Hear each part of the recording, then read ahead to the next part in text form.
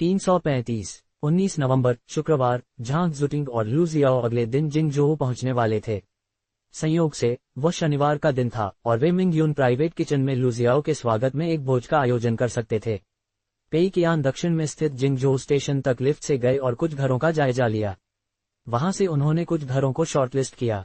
अंत में उन्होंने 140 वर्ग मीटर का एक खूबसूरती से पुनर्निर्मित घर चुना। इसकी कीमत पेइकियान की अपेक्षा के लगभग बराबर थी। इसके अलावा पेइकियान ने पूरी राशि अग्रिम भुगतान कर दी। इस प्रकार उन्हें 5% की मामूली छूट मिली। अंतिम कीमत 1.63 मिलियन युआन थी। चूंकि घर अभी तक पूरा नहीं हुआ था, इसलिए उसे सौंपे जाने के लिए उन्हें अगले साल मार्च तक इंतजार करना पड़ा। अगले 2 से 3 वर्षों में संपत्ति की कीमतें आसमान छू जाएंगी। अधिकांश अच्छे घरों का भुगतान अग्रिम में कर दिया जाता है और फिर उन्हें एक निश्चित समय सीमा के भीतर पूरा किया जाता है। अगर पेइकियान खरीद मूल्य चुकाते ही तुरंत घर में रहने की जिद करता, तो शायद उसे सिर्फ पुराने घर ही मिल पाते। उसके पास ज्यादा विकल्प नहीं थे। इसलिए सभी बातों पर विचार करने के बाद उसने फैसला किया कि यह घर सबसे उपयुक्त है। भले ही उसे इसके लिए अग्रिम भुगतान करना पड़ा, लेकिन ये खरीदने लायक था। वैसे भी पेइकियान को कोई जल्दी नहीं थी। उसके माता पिता का घर काफी छोटा था, लेकिन वे वहां कई सालों से रह रहे थे। कुछ महीने और बीतने से कोई फर्क नहीं पड़ता। इसके अलावा अगर घर तुरंत मिल भी जाता तो भी उसे उसका निरीक्षण, डिजाइन और फर्नीचर करवाना पड़ता। इन सब में उसे कुछ महीने तो लग ही जाते। वह इस प्रक्रिया में जल्दबाजी नहीं कर सकता था। अब जब घर खरीद लिया गया था, पेइकियान के सीने से एक बहुत बड़ा बोझ उतर गया था। वह काफी राहत महसूस कर रहा था। उसे बस एक ही बात से दुख था, वह थी अपनी निजी संपत्ति में बचे हुए लगभग 2 लाख युआन। पेइकियान को दुख हुआ उसकी सारी मेहनत की कमाई यूं ही चली गई। फिर भी इससे कोई फर्क नहीं पड़ता था। अगले समझौते से पहले जितना हो सके उतना नुकसान उठाकर वह घर पर खर्च किया सारा पैसा वापस कमा सकता था। वह शुक्रवार को पूरे दिन व्यस्त रहा। घर के खरीद बिक्री समझौते पर हस्ताक्षर करने के बाद वह आराम करने के लिए घर लौटा। शनिवार दोपहर को पेइकियान ने कंपनी के ड्राइवर लिटिलसन को उसे मिंगयून प्राइवेट किचन छोड़ने का निर्देश दिया। वहां वह झांग जुटिंग और लू जियाओ का इंतजार कर रहा था। दोनों दोपहर की फ्लाइट से आ रहे थे। झांग जुटिंग थोड़ा पहले पहुंच गया था, इसलिए वह पहले आराम करने के लिए होटल चला गया। लू जियाओ थोड़ी देर से पहुंचे, लेकिन पेइकियान ने भी किसी को उन्हें लेने, होटल छोड़ने और आराम से ठहरने के लिए भेजा। फिर उन्हें मिंगयून प्राइवेट किचन ले आए। जाहिर है फिल्म के निर्देशक होने के नाते जूजिया से भी उनके साथ थे। वे पहले ही पहुंच चुके थे। पेइकियान और जूजिया से निजी कमरे में बैठकर नाश्ता करते हुए इंतजार कर रहे थे। पेइकियान ने देखा कि झांग जुटिंग के ब्रीफकेस में 2 छपी हुई स्क्रिप्ट थीं। ये शायद झांग जुटिंग और लू जियाओ के लिए थीं। स्क्रिप्ट के बारे में सोचते ही पेइकियान का सिर दर्द करने लगा।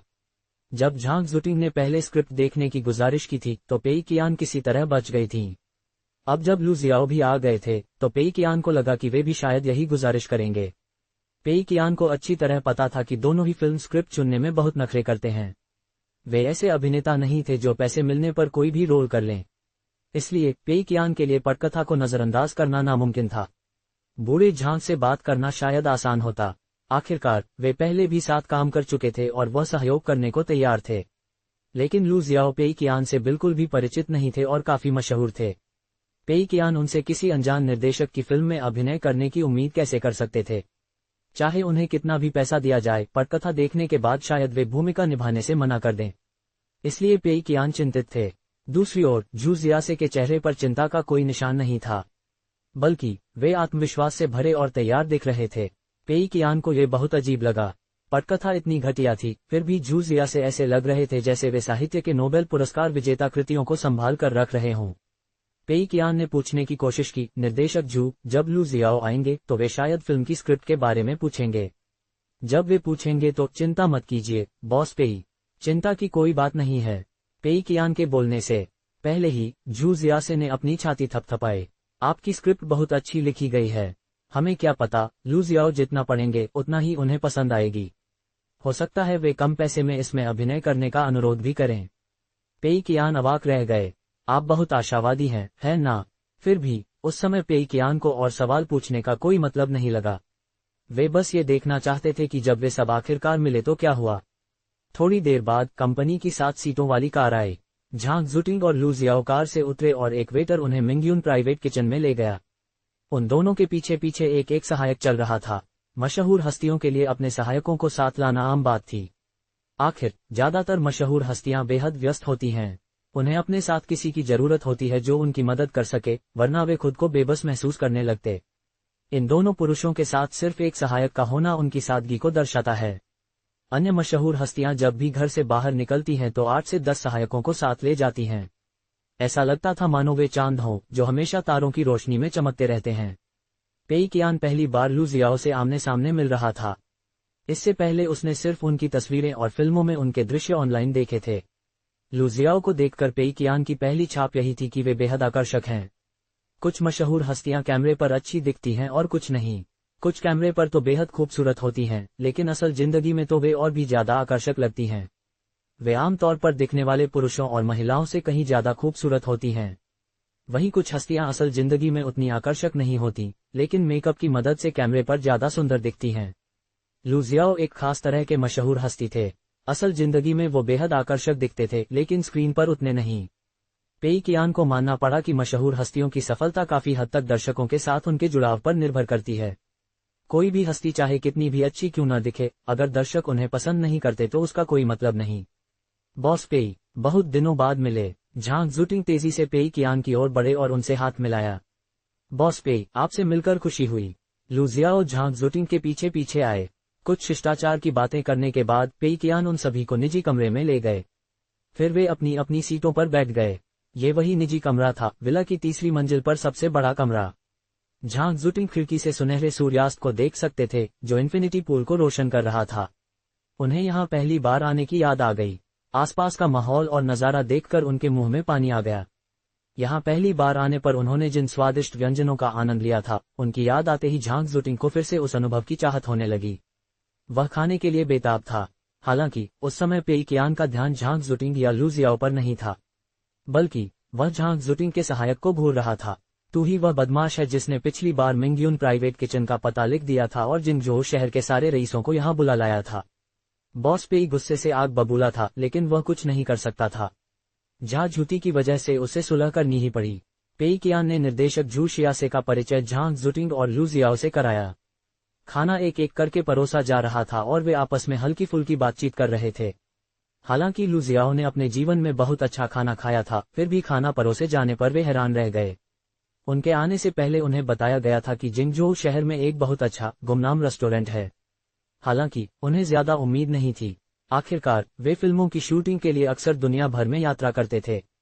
ऐसा कौन सा रेस्टोरेंट था जहां उन्होंने पहले कभी खाना नहीं खाया था? फिर भी जब उन्होंने यहाँ का खाना खाया तो उन्हें एहसास हुआ कि यह उनके अब तक के सबसे अच्छे रेस्टोरेंट के खाने से कमतर नहीं था। वास्तव में यहाँ का माहौल और सेवा उस रेस्टोरेंट से कहीं बेहतर थी। इन स्वादिष्ट व्यंजनों का स्वाद चखते ही लू जियाओ की हाल की परेशानियां और चिंताएं काफी हद तक दूर हो गईं। अपनी नई फिल्म के फ्लॉप होने के बाद लू जियाओ घर में ही सिमट गए थे। उन्होंने ये भी तय कर लिया था कि फिलहाल वे किसी और फिल्म में काम नहीं करेंगे। पिछली फिल्म के कलाकार इतने अच्छे थे, फिर भी वह फ्लॉप हो गई। अगर उनकी अगली फिल्म भी फ्लॉप हो गई तो क्या होगा? वह इसे बर्दाश्त नहीं कर सकते थे। दरअसल लू जियाओ ने अभी तक ये तय नहीं किया था कि वह इस फिल्म में काम करेंगे या नहीं। उन्होंने तो बस जिंगजोऊ आने का फैसला किया था ताकि मन को शांति मिले, काम करने का नहीं। फिर भी उस समय जब उन्हें एक के बाद एक व्यंजन परोसे जा रहे थे और दयालु वेटर उनकी अच्छी तरह से देखभाल कर रहे थे, लू जियाओ को महसूस हुआ कि बॉस पेई उन्हें कितना सम्मान देते हैं। पहले तो वह सिर्फ जिंगजोऊ शहर घूमना चाहते थे, इस वजह से उन्हें खाना जारी रखने में शर्म आ रही थी।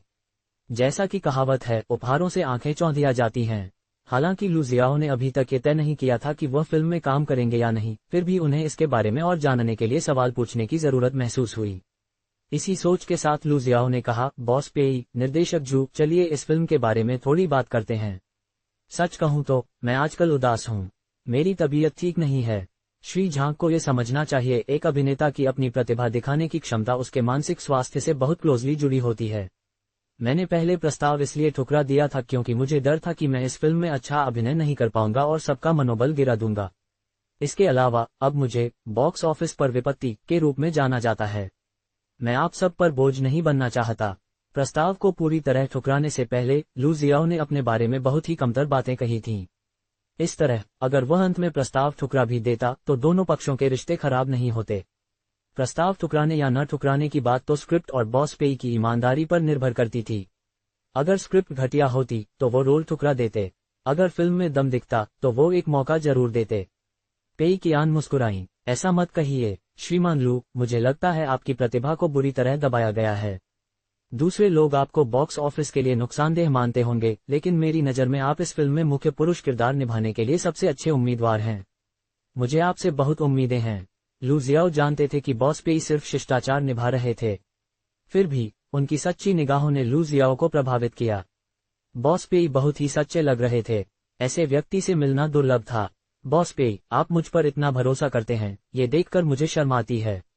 बॉस पेई, निर्देशक जू, मैं आपकी ईमानदारी को समझ सकता हूं, लेकिन क्या मैं पहले स्क्रिप्ट देख सकता हूं? जैसा कि उम्मीद थी, उन्होंने स्क्रिप्ट मांग ली। पेई कियान जानती थी कि अगर स्क्रिप्ट नहीं दिखाई गई तो लू जियाओ शायद फिल्म में काम करने के लिए राजी नहीं होंगे। उसके पास झू शियासे को झांग जुटिंग और लू जियाओ को स्क्रिप्ट सौंपते देखने के अलावा कोई चारा नहीं था। लू जियाओ ने वेटर द्वारा दिए गए गर्म तौलिए से अपने हाथ पोंछे, गंभीर भाव से स्क्रिप्ट ली और फिर उसके पन्ने पलटे। पेई कियान ने लू जियाओ के चेहरे के भाव को पहले उम्मीद, फिर उलझन, फिर सदमे और अंत में खालीपन में बदलते देखा। उसे अचानक कुछ बुरा सा महसूस हुआ। उस समय स्क्रिप्ट पलटने के बाद लू जियाओ के पास कहने के लिए शब्द नहीं थे। ऐसी स्क्रिप्ट तो बहुत ही दुर्लभ थी। बेशक ऐसा नहीं था कि लू जियाओ ने पहले कभी ऐसी स्क्रिप्ट नहीं देखी थी। कई पश्चिमी कलात्मक फिल्मों के कथानक भी बहुत भ्रामक होते थे, लेकिन लू जियाओ ने वास्तव में कभी ऐसी स्थानीय फिल्म नहीं देखी थी। लू जियाओ ने अपने पूरे अभिनय करियर में कभी भी इस तरह का पुरुष मुख्य किरदार नहीं निभाया था। ये थोड़ा दुखद था, है ना? वह पहले एक चापलूस था जो इतनी मेहनत करने के बावजूद नया घर नहीं खरीद पाया था, और भी कड़ी मेहनत के बाद आखिरकार उसे धनवान बनने का सौभाग्य प्राप्त हुआ। उसने अपनी पुरानी प्रेमिका को त्याग दिया और साजिशों का शिकार होने के बाद वह पूरी तरह से कंगाल हो गया। लू जियाओ के साथ ऐसा अन्याय पहले कभी नहीं हुआ था। अतीत में उसने जितने भी पुरुष नायक की भूमिकाएं निभाईं, वे सभी जीवन में सफल रहे। वह हमेशा खूबसूरत महिलाओं से घिरा रहा और उसका करियर हमेशा कामयाब रहा। अपने करियर की अब तक की सबसे दुखद फिल्म में भी उसने एक प्रेरणादायक और शानदार व्यक्ति की भूमिका निभाई थी, जिसकी मृत्यु गौरवशाली हुई थी। यहाँ तक कि सहायक अभिनेता के रूप में भी उसने प्यारे और आकर्षक खलनायकों की भूमिकाएं निभाईं। ये फिल्म एक अच्छे मायने में अलग थी। उन्हें एक ऐसे पुरुष नायक की भूमिका निभानी थी जिसका जीवन दयनीय था। वह न तो आकर्षक थे और न ही दयनीय। कहानी के अंत तक दर्शक उनसे घृणा करने लग सकते थे। लू जियाओ ने पेई कियान की ओर देखा। बॉस पेई, ये स्क्रिप्ट। उस क्षण उनके पास अपनी भावनाओं को व्यक्त करने के लिए शब्द नहीं थे। पेई कियान ने लू जियाओ के चेहरे के भाव देखकर खुद को संभाला। वास्तव में इस बेहद नकारात्मक स्क्रिप्ट ने बॉक्स ऑफिस के सबसे नकारात्मक व्यक्ति को भी दूर भगा दिया था। कुछ सोचने के बाद ये बात सही लगी। लू जियाओ की हर फिल्म एक के बाद एक फ्लॉप रही थी। हालांकि उन्होंने हमेशा नायक या अच्छे व्यक्ति की भूमिका निभाई थी। अच्छे से अच्छे रूप में वह एक दबंग सीईओ थे, बुरे से बुरे रूप में वह एक अमीर दूसरी पीढ़ी के वारिस थे जिन्हें कपड़ों या खाने की चिंता नहीं थी। उन्होंने हमेशा जीवन में सफल व्यक्ति की भूमिका निभाई थी। क्या पेई कियान उनसे यह उम्मीद कर सकते थे कि वह एक गरीब, चापलूस, कृतघ्न और मूर्ख व्यक्ति की भूमिका निभाकर खुश होंगे, जिसे दूसरों ने धोखा दिया और अंत में उसके पास कुछ भी नहीं बचा? पेई कियान ने झू शियासे की ओर देखा और उसे बोलने का इशारा किया। चाहे कुछ भी कहो, स्क्रिप्ट को असलियत से कहीं बेहतर दिखाओ। लू जियाओ को ज्यादा सोचने से रोको। हालांकि झांग जुटिंग के कुछ बोलने से पहले ही उसने अपनी जांघ पर हाथ मारा। क्या बढ़िया स्क्रिप्ट है। ये स्क्रिप्ट कमाल की है। अपने अभिनय के इतने सालों में मैंने इतनी अर्थपूर्ण और गहरी स्क्रिप्ट कभी नहीं पढ़ी। यह एक तीखा व्यंग्य है। यह अत्यधिक उपभोक्तावादी लोगों, चंचल और अधीर समाज और जिस तरह पैसा इंसान को बदल देता है, उसकी आलोचना है। ये स्क्रिप्ट वाकई बहुत अर्थपूर्ण है और इसे गहराई से समझने के लिए इस पर विचार करना चाहिए। बॉस पेई, आपको ये स्क्रिप्ट राइटर कहाँ से मिला? इसके मानदंड तो बहुत ऊंचे हैं। झू शियासे ने तुरंत जवाब दिया, बॉस पेई ने ये स्क्रिप्ट खुद लिखी है। झांग जुटिंग ने तुरंत नए सम्मान के साथ उसकी ओर देखा। मुझे पता नहीं था कि आप इतने प्रतिभाशाली हैं, बॉस पेई। वाकई सक्षम लोग ज्यादा काम करते हैं। कुछ तो गड़बड़ है, बॉस पेई। पिछली बार जब मैंने आपसे फोन पर बात की थी, तब तक स्क्रिप्ट तैयार हो चुकी थी। आपने इस विषय से बचने की कोशिश क्यों की? ओह, मैं समझ गया। आप विनम्र और शांत स्वभाव के हैं। बॉस पेई, विनम्रता अच्छी बात है, लेकिन हद से ज्यादा विनम्रता अच्छी नहीं होती। मैंने इस फिल्म में काम करने के लिए सिर्फ हमारे अच्छे संबंधों की वजह से ही हामी भरी है। अगर दूसरे अभिनेताओं को बताया जाता कि स्क्रिप्ट तैयार नहीं है, तो शायद वे भी इस फिल्म में काम करने के लिए राजी नहीं होते। कितना बड़ा नुकसान होता। सिर्फ इस स्क्रिप्ट के आधार पर ही मैं इस फिल्म में मुफ्त में काम करने के लिए तैयार हो जाता, रियायती दर पर तो बिल्कुल नहीं। पेई कियान ने झू शियासे और फिर झांग जुटिंग की ओर देखा। वह असमंजस में था। हालात उसकी उम्मीदों से बिल्कुल उलट हो रहे थे। आखिर चल क्या रहा है? प्रश्नवाचक चिन्ह। पेई कियान को तो बस झू शियासे से समर्थन की उम्मीद थी। वह चाहता था कि झू शियासे झांग जुटिंग और लू जियाओ को परियोजना स्वीकार करने के लिए मना ले। लेकिन झांग जुटिंग को भी खरीद लिया गया था। उसने अपनी मर्जी से पेई कियान का साथ दिया और वे तीनों मिलकर लू जियाओ को भी इस परियोजना में शामिल करने की योजना बना रहे थे। लू जियाओ अभी भी काफी असमंजस में दिख रहा था। उसने स्क्रिप्ट को सरसरी तौर पर ही पढ़ा था और उसके मुख्य कथानक को नहीं समझा था। झांग जुटिंग स्क्रिप्ट के पन्ने पलटता रहा। वह स्पष्ट रूप से भावुक था। बॉस पेई, अगर मैं गलत नहीं हूं तो ये स्क्रिप्ट भाई लू के लिए ही लिखी गई थी, है ना? पेई कियान ने कहा, खास तौर पर मेरे लिए बनाया गया। आप ज्यादा सोच रहे हैं। जब मैंने ये स्क्रिप्ट लिखी थी तब मुझे पता ही नहीं था कि लू जियाओ कौन है। हालांकि पेई कियान उस समय सच तो नहीं बोल सकती थी, है ना? उसने हल्की सी मुस्कान दी। झांग जुटिंग के अनुमान से न तो सहमत हुआ और न ही असहमत। जब झांग जुटिंग ने वह मुस्कान देखी तो उसका यकीन और भी बढ़ गया। वह लू जियाओ की ओर मुड़ा और बोला, भाई लू, क्या आप बता सकते हैं? लू जियाओ को चक्कर आने लगा। मुझे कुछ दिखाई नहीं दे रहा। मेरे लिए खास तौर पर बनाया गया। क्या मैं आपको चापलूस लगता हूँ? लू जियाओ की बात सुनकर झांग जुटिंग ने समझाया, भाई लू, क्या आपको पता है कि अब आप में किस चीज की कमी है? आप में सिर्फ अच्छी स्क्रिप्ट या अच्छा रोल ही नहीं है। सबसे जरूरी चीज जिसकी कमी है वह है अच्छी छवि। लू जियाओ के चेहरे पर उलझन का भाव बना रहा। झांग जुटिंग ने आगे कहा, जब मैं अच्छी छवि की बात करती हूँ तो मेरा मतलब शक्तिशाली या दमदार भूमिकाओं से नहीं है। आपने पहले भी कई फिल्मों में सफल व्यक्ति की भूमिका निभाई है, फिर भी आपको औसत दर्जे की प्रतिक्रियाएं ही मिली हैं। क्या आपने कभी सोचा है कि ऐसा क्यों है?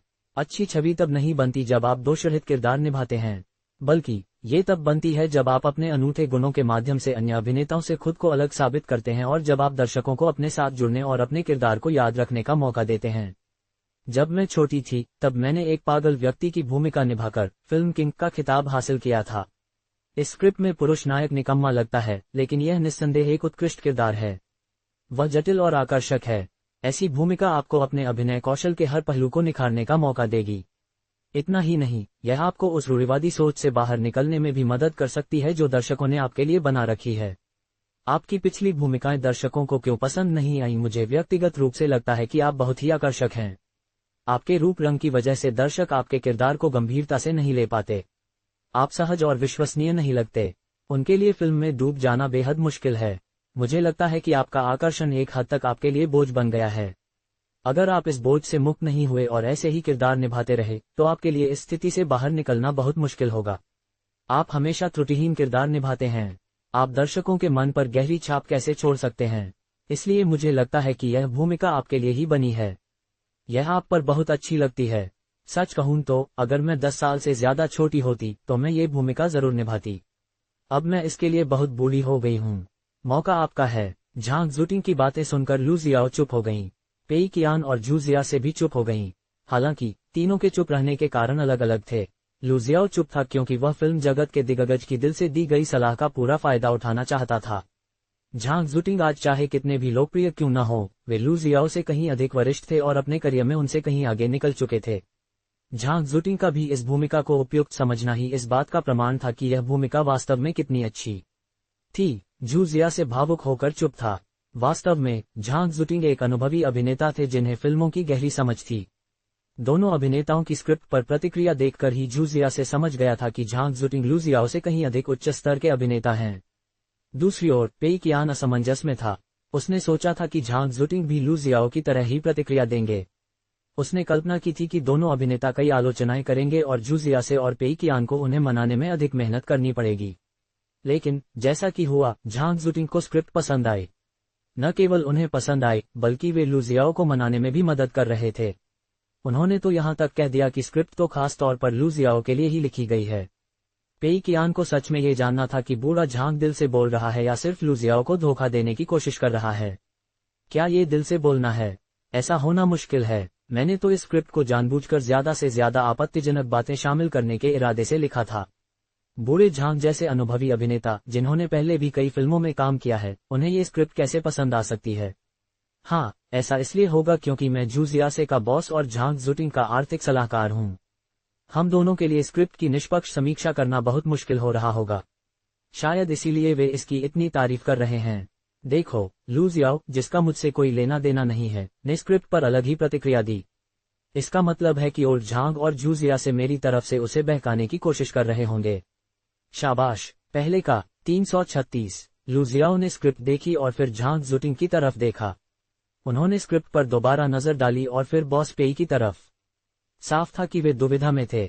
उन्होंने निर्देशक का नाम तक नहीं सुना था, कलाकार और क्रू को कोई पहचान नहीं मिली थी, स्क्रिप्ट बिल्कुल अनोखी थी और उन्हें चापलूस नायक की भूमिका निभाने को कहा जा रहा था। कई मायनों में ये भूमिका निभाना बेहद जोखिम भरा था। हालांकि झांग जुटिंग की सलाह सुनने के बाद लू जियाओ काफी प्रभावित हुए। शायद ये फिल्म मुझे उन भूमिकाओं की छवि से बाहर निकलने में मदद करेगी जिनमें मैंने खुद को बांध रखा है। शायद अब मुझे बॉक्स ऑफिस पर विपत्ति के रूप में नहीं जाना जाएगा। अगर फिल्म सफल होती है तो इससे कोई फर्क नहीं पड़ेगा कि मैं इस प्रक्रिया में कितना पैसा कमाता हूं। अगर मैं बॉक्स ऑफिस पर विपत्ति के अपने टैग से छुटकारा पा लेता हूं और अपने दर्शकों का प्यार फिर से हासिल कर लेता हूं, तो सारी मेहनत सार्थक हो जाएगी। इसके अलावा मैं झांग जुटिंग के साथ काम करके कुछ सीख भी सकता हूं। शायद मेरा अभिनय बेहतर हो जाए। बहुत सोच विचार के बाद लू जियाओ ने अपना मन बना लिया। अंत में उन्होंने सिर हिलाया। ठीक है, मैं इस बेहतरीन स्क्रिप्ट और श्री झांग के लिए जोखिम उठाऊंगा। मैं भी श्री झांग की तरह कम मेहनताना मांगूंगा। पेई कियान ने उन्हें रोकने के लिए तुरंत हाथ उठाया। मैं ऐसा होने नहीं दे सकता। आप दोनों को आपकी मेहनत का पूरा भुगतान मिलेगा। मैं आपको कम पैसे नहीं दूंगा, बल्कि मैं आपको और भी ज्यादा दूंगा। शर्मिंदा मत होइए। आप शूटिंग के दौरान अपने शानदार अभिनय कौशल का प्रदर्शन करके मुझे सबसे अच्छे तरीके से चुका सकते हैं। झांग जुटिंग और लू जियाओ मुस्कुराए। जाहिर तौर पर उन्हें तसल्ली मिली। वाकई बॉस पेई जैसे प्रतिभाशाली लोगों के साथ काम करना बहुत सुखद था। ओले पेई कियान भी बहुत खुश थे। बॉक्स ऑफिस पर चल रहे इस बुरे माहौल को उन्होंने काबू कर लिया था। उनका काम हो गया था। अब जब ये तय हो गया है तो हम तैयारियों में तेजी ला सकते हैं और जल्द से जल्द शूटिंग शुरू कर सकते हैं। पेई कियान 30 मिलियन युआन एक साथ खर्च करने के लिए बेताब थे। फिलहाल फिल्म की सारी तैयारियां पूरी हो चुकी थीं। पटकथा को अंतिम रूप दे दिया गया था और शुरुआती तैयारियां लगभग पूरी हो चुकी थीं। दो मुख्य कलाकार भी मिल चुके थे। दोनों काफी मशहूर थे और अभिनय भी काफी अच्छा करते थे। देखने में तो फिल्म सफल लग रही थी। ऐसा बिल्कुल नहीं लग रहा था कि यह फिल्म प्रीमियर के दिन फ्लॉप हो जाएगी। पेई कियान ने सबको झूठ बोलने और अपने इरादों को छिपाने में काफी कामयाबी हासिल कर ली थी। वह मुख्य अभिनेत्री और सहायक भूमिकाओं के कलाकारों को ढूंढने में खुद शामिल नहीं होंगे। इसके बजाय वह ये काम जूशियासे पर छोड़ देंगे। आखिरकार मुख्य अभिनेत्री फिल्म में एक छोटी सी भूमिका ही निभाएगी। उसके संवाद बहुत कम होंगे और शायद वह इतनी प्रभावशाली भी नहीं होगी। अब जब पुरुष नायक और न्यायाधीश की भूमिका निभाने वाले अभिनेताओं की पुष्टि हो चुकी थी, तो पेई कियान को पूरा भरोसा था कि कोई भी अन्य अभिनेता या अभिनेत्री, चाहे वे कितनी भी कोशिश कर लें, स्थिति को नहीं बदल सकते। 22 नवंबर सोमवार पेई कियान ने अनजाने में अपना सुबह 10 बजे का अलार्म बंद कर दिया और फिर 30 मिनट और सोए, जिसके बाद वे स्वाभाविक रूप से जाग गए। जब वे उठे तो उन्हें एहसास हुआ कि दोपहर के भोजन का समय लगभग हो गया है। हमेशा की तरह उन्होंने fish catching take out order किया। कुछ देर शो देखने के बाद उनका टेक आउट आ गया। पेई कियान ने खाना खाते हुए आने वाले हफ्तों में किए जाने वाले काम के बारे में सोचा। उन्होंने इस चक्र के लिए कार्यों का बंटवारा लगभग पूरा कर लिया था। अगले 5-6 दिनों में शायद उनके पास व्यस्त रहने के लिए और कुछ नहीं होगा। हालांकि उन्होंने अभी तक ये नहीं सोचा था कि दान के लिए रखे गए 5 मिलियन युआन कैसे खर्च किए जाएं। दान करने के कई तरीके थे। बड़ी बड़ी विदेशी कंपनियां करों से बचने के लिए दान करती थीं। कुछ लोग तो दान को एक तरह का व्यवसाय बना लेते थे। इससे न केवल उन्हें नुकसान से बचने में मदद मिलती थी, बल्कि वे कुछ मुनाफा भी कमा लेते थे। दूसरी ओर पेई कियान का दान करने का मकसद कहीं अधिक शुद्ध था। वह केवल पैसा खोना चाहता था। सबसे आसान तरीका था 5 मिलियन युआन दान कर देना। लेकिन किसे दान करना चाहिए, यह एक और समस्या थी जिस पर विचार करना था। चाहे वह गरीब बच्चों को दान करे या पिछड़े क्षेत्रों को, उसे इस प्रक्रिया में कई दान संस्थाओं से होकर गुजरना पड़ता। पेई कियान के पास विभिन्न संस्थाओं पर शोध करने और विश्वसनीय और अविश्वसनीय संस्थाओं में अंतर करने का समय और ऊर्जा नहीं थी। आखिरकार कई दान और गैर लाभकारी संस्थाएं जो ऊपर से विश्वसनीय दिखती हैं, अंततः किसी न किसी घोटाले में शामिल हो जाती हैं। उसे पैसा खर्च करना ही था, लेकिन अगर इस प्रक्रिया में स्वार्थी लोगों को फायदा होता तो वह बेहद असंतुष्ट होता। इसलिए पेई कियान ने पहले अपने आसपास के क्षेत्रों से शुरुआत करने की योजना बनाई। वह ये सुनिश्चित कर सकता था कि पैसा उन लोगों के हाथों में पहुंचे जिन्हें वास्तव में इसकी आवश्यकता है, इससे पहले कि वह अपने प्रभाव क्षेत्र का विस्तार करे। 5 मिलियन युआन खर्च करना कोई बड़ी रकम नहीं लगती थी। दरअसल विदेशों के उन धनवानों की तुलना में जो अपनी संपत्ति का 90% तक दान कर देते हैं, ये रकम कम लगती थी। हालांकि विदेशों के कई धनवान केवल कर बचाने के लिए ही दान करते हैं। अगर संपत्ति का एक छोटा सा हिस्सा भी वास्तव में किसी धर्मार्थ कार्य में लगाया जाए तो भी ठीक रहेगा। इसके विपरीत पेई कियान द्वारा दान पर खर्च किए जाने वाले 5 मिलियन युआन पूरी तरह से सदुपयोग के लिए थे। वह सुनिश्चित करना चाहता था कि राशि में किसी भी तरह की कटौती न हो। सिस्टम फंड में शुरुआती राशि बढ़ने के साथ पेई कियान दान पर अधिक से अधिक पैसा खर्च कर सकेगा। भविष्य में वह दान पर 8 से 10 मिलियन युआन या इससे भी अधिक खर्च कर सकता था।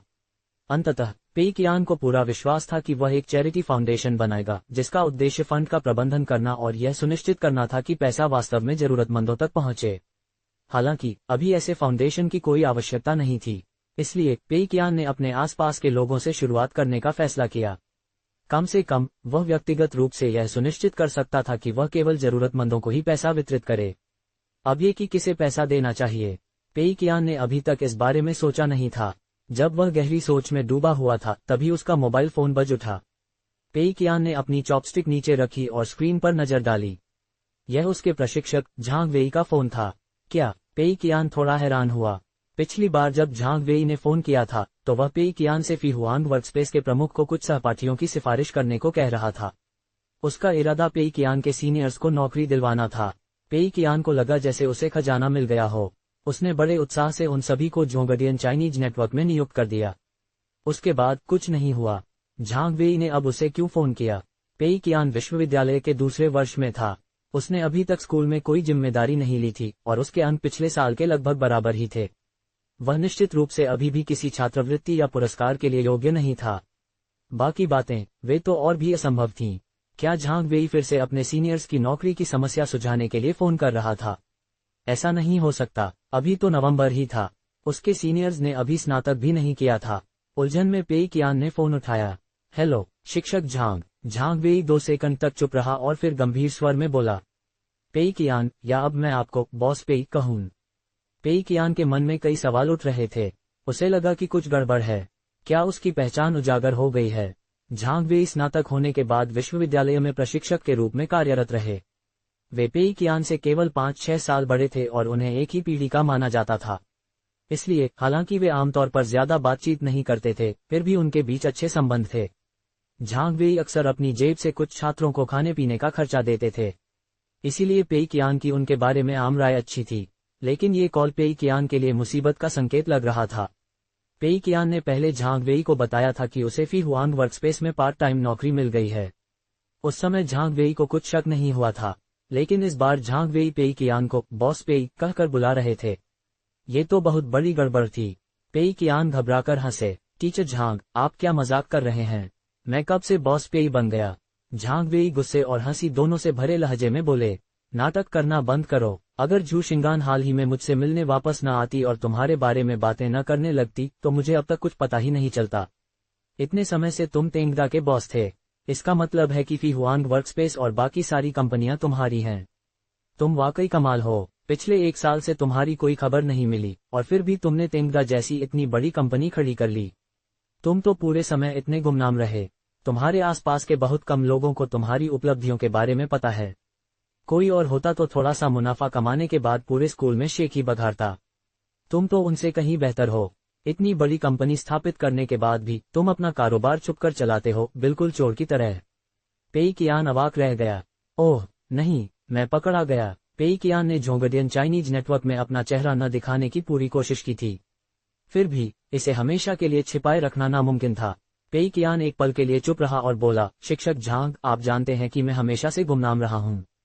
मैं बस स्कूल में एक सामान्य जीवन जीना चाहता हूं। मैं नहीं चाहता कि जब मैं पढ़ाई कर रहा हूं तब सीनियर और दोस्त नौकरी मांगने के लिए क्लास में आ जाएं। ये तो वाकई एक दिलचस्प नज़ारा होगा। झांग वेई अवाक रह गया। क्या मैं किसी बिजनेस जीनियस के दिमाग में झांक रहा हूं? आप बाकियों से बिल्कुल अलग हैं। ठीक है, चूंकि आपने ऐसा कहा है तो मैं आपके शिक्षक होने के नाते इस बात को गुप्त रखूंगा। आपको अपनी सामान्य जिंदगी पर इसके असर की चिंता करने की जरूरत नहीं है। लेकिन क्या आप अगले दीक्षांत समारोह के दौरान अपने शिक्षक झांग की मदद करेंगे? मैंने झू शिंगान से सुना है कि आपने उन सभी को जोंगडियन चाइनीज नेटवर्क में नियुक्त किया है और वेबसाइट अब बहुत अच्छा प्रदर्शन कर रही है। देखिए, ये तो दोनों के लिए फायदेमंद स्थिति है। स्कूल आपको प्रतिभाएं देता है और आप अपने सीनियर्स को रोजगार देते हैं। मेरी रोजगार दर बढ़ गई है और आपकी कंपनी की कार्यकुशलता भी। ये कितना बढ़िया है। पेई कियान अवाक रह गया। ऊपर से तो सब ठीक लग रहा था, लेकिन छोड़ो, इसे समझाना मुश्किल था। पेई कियान सच में और वरिष्ठों को भर्ती नहीं करना चाहता था। वह इसे संभाल नहीं पाएगा। अगर अचानक से एक और जोंगडियन चाइनीज नेटवर्क खुल गया तो वह आत्महत्या करने की सोच लेगा। जोंगडियन चाइनीज नेटवर्क इस समय ज्यादा कमाई नहीं कर रहा था, लेकिन फिर भी बोझ तो था ही। बॉस पेई अपने बोझ को और बढ़ाना नहीं चाहता था। फिर भी वह शिक्षक झांग को मना भी नहीं कर सकता था। आखिर वह सही था। हर लिहाज से ये स्कूल खुद पेई कियान और उसके व्यवसाय के लिए फायदे का सौदा था। पेई कियान उसे कैसे मना कर सकता था। अचानक उसे पहले आयोजित भर्ती परीक्षा याद आ गई। उसके दिमाग में एक विचार आया। शिक्षक झांग, ये है वर्तमान स्थिति। आपको पता है कि हाल ही में कई अप्रत्याशित घटनाओं के कारण तेंगदा सुर्खियों में आ गया है। कंपनी ने भर्ती के लिए एक नई नियमबद्ध प्रणाली लागू की है। अब हमें सभी आवेदकों को कई परीक्षाओं से गुजारना होगा और फिर उनके परिणामों के आधार पर उनका चयन करना होगा। इस प्रणाली को लागू करने के तुरंत बाद मैं अपने लिए कोई छूट नहीं दे सकता। क्या आपको ऐसा नहीं लगता? मैं समझ गया। तो ये दुख की बात है, झांग वेई ने उत्तर दिया। ठीक है, क्योंकि नई प्रणाली लागू हो गई है, मैं आप पर दबाव नहीं डालूंगा। मैं अपने अंतिम वर्ष के छात्रों को आपकी कंपनी की भर्ती परीक्षाओं की तैयारी पहले से करने के लिए कह दूंगा। उसी क्षण पेई कियान को कुछ और याद आया। ओह हाँ, शिक्षक झांग, हालांकि मैं उन्हें सीधे भर्ती नहीं कर सकता, लेकिन मैं स्कूल की अन्य तरीकों से मदद कर सकता हूँ। सबसे पहले, अगर स्नातकोत्तर की पढ़ाई कर रहे कुछ वरिष्ठ छात्र आने वाले समय में भर्ती परीक्षाओं की कॉपियां जांचने में मेरी मदद करें तो मुझे बहुत खुशी होगी। मैं उन्हें भत्ता जरूर दूंगा। झांग वेई ने जवाब दिया, इसका इंतजाम करना आसान होगा। वैसे भी विश्वविद्यालय स्नातकोत्तर की पढ़ाई कर रहे छात्रों को कॉलेज प्रवेश परीक्षाओं और सरकारी अधिकारियों की भर्ती परीक्षाओं की कॉपियां जांचने का काम सौंपता है। वे आपकी कंपनी को अलग अलग समय पर परीक्षाएं जांचने में मदद कर सकते हैं। मैं विश्वविद्यालय के प्रमुख से बात करके इसका इंतजाम कर दूंगा। कोई समस्या नहीं होनी चाहिए। पेई कियान ने फिर कहा, मैं स्कूल में जरूरतमंद छात्रों को कुछ धनराशि दान भी करना चाहता हूँ। झांग वेई ने जवाब दिया, बिल्कुल, ये बहुत अच्छा होगा। लेकिन आप ऐसा करने की योजना कैसे बना रहे हैं? क्या आप स्कूल की जरूरतमंद छात्रों की सूची देखना चाहेंगे? पेई कियान ने सिर हिलाया। मैं स्कूल के कैंपस कार्ड सिस्टम का इस्तेमाल करना चाहूंगा। मैं उन छात्रों को चुनूंगा जो महीने में कई बार कैंटीन जाते हैं लेकिन हर बार ज्यादा खर्च नहीं करते। फिर स्कूल इन छात्रों की आर्थिक स्थिति की जांच कर सकता है। मैं अगले 5 महीनों तक हर महीने इनमें से जरूरतमंद छात्रों को 500 युआन दूंगा। इस राशि का उपयोग उनकी बुनियादी जरूरतों को पूरा करने के लिए किया जा सकता है। मैं कुल 2000 लोगों को आर्थिक सहायता दूंगा। झांग वेई कुछ देर चुप रहे और फिर बोले, ठीक है, इन छात्रों की ओर से आपका धन्यवाद। 337। फोन रखने के बाद झांग वेई थोड़ा भावुक हो गए। उन्हें शिक्षक बने ज्यादा समय नहीं हुआ था, लेकिन उन्होंने कई उत्कृष्ट छात्रों के बारे में सुना और देखा था। कुछ ने मात्र 2-3 वर्षों में ही अपना पूरा विश्वविद्यालय पाठ्यक्रम पूरा कर लिया था। उनके द्वारा तैयार किए गए कार्यक्रम विश्वविद्यालय की शिक्षण सामग्री में शामिल किए गए थे और वे बड़ी कंपनियों में प्रमुख पदों पर आसीन हुए और बड़ी परियोजनाओं पर काम किया। कुछ ने प्रमुख शतरंज प्रतियोगिताओं में देश का प्रतिनिधित्व किया और प्रथम स्थान प्राप्त किया। कुछ ने विज्ञान और अनुसंधान के लिए अपना जीवन समर्पित किया, कई अकादमिक शोध प्रबंध प्रकाशित किए और कई अनूठे पेटेंट प्राप्त किए। कुछ ने जरूरतमंदों और समुदाय की दिल से मदद की। कुछ ने कई अंतर्राष्ट्रीय डिजाइन पुरस्कार प्राप्त किए और बड़ी कंपनियों से आकर्षक प्रस्ताव प्राप्त किए, और कुछ ने खतरे में फंसे लोगों की रक्षा की। विश्वविद्यालय प्रतिभाओं से भरा स्थान होता है। हॉन्डोंग विश्वविद्यालय भी देश के प्रमुख विश्वविद्यालयों में से एक था। यह कोई आश्चर्य की बात नहीं थी कि हर साल अधिक से अधिक प्रतिभाशाली छात्र विश्वविद्यालय में प्रवेश ले रहे थे। ऐसे वातावरण में कई साधारण छात्रों में मानसिक स्वास्थ्य संबंधी समस्याएं आसानी से विकसित हो सकती थीं। हाई स्कूल में लगभग सभी को उनकी कक्षाओं में प्रतिभाशाली माना जाता था। फिर भी जब वे विश्वविद्यालय पहुंचे तो उन्होंने पाया कि उनके आसपास के सभी छात्र समान रूप से प्रतिभाशाली थे। कुछ मानसिक रूप से कमजोर छात्रों को ये बात पचाने में कठिनाई हुई। इसलिए झांग वेई को इस बात पर आश्चर्य नहीं हुआ कि उनके मार्गदर्शन में इतने सारे उत्कृष्ट छात्र थे। हालांकि पेई कियान ने विश्वविद्यालय में अपने पहले वर्ष के दौरान ही चुपके से अपनी कंपनी शुरू कर दी थी। उसके बाद उन्होंने अपने व्यवसाय को तब तक चुपचाप चलाया जब तक कि वह आज के आकार तक नहीं पहुंच गया। यह अपने आप में ही अविश्वसनीय था। ये झांग वेई की कल्पना से परे था और इसने उन सभी बातों को नकार दिया जिन्हें झांग वेई सच मानते थे। फिर भी सबसे दुर्लभ और सबसे महत्वपूर्ण बात यह थी कि यह छात्र न तो अपनी उपलब्धियों का बखान कर रहा था और न ही उनका दिखावा कर रहा था। इसके बजाय जैसे ही उसका व्यवसाय अच्छा चलने लगा, उसने जरूरतमंदों को 5 मिलियन युआन दान कर दिए और अपने स्कूल के उन छात्रों की मदद की जो जीवन में कठिन दौर से गुजर रहे थे। ये वास्तव में बहुत ही सराहनीय था। झांग वेई ने संकाय प्रमुख और विश्वविद्यालय प्रमुख के लिए एक रिपोर्ट टाइप करना शुरू किया। बेशक, स्कूल जरूरतमंद छात्रों की मदद के ऐसे प्रयासों में हर संभव सहयोग करेगा। अब जबकि 5 मिलियन युआन खर्च हो चुके थे, पेइकियान को इस चक्र में चिंता करने की कोई बात नहीं थी। वास्तव में पेइकियान इस चक्र के बिल्कुल अंतिम क्षण तक 5 मिलियन युआन खर्च करने का इंतजार कर सकता था।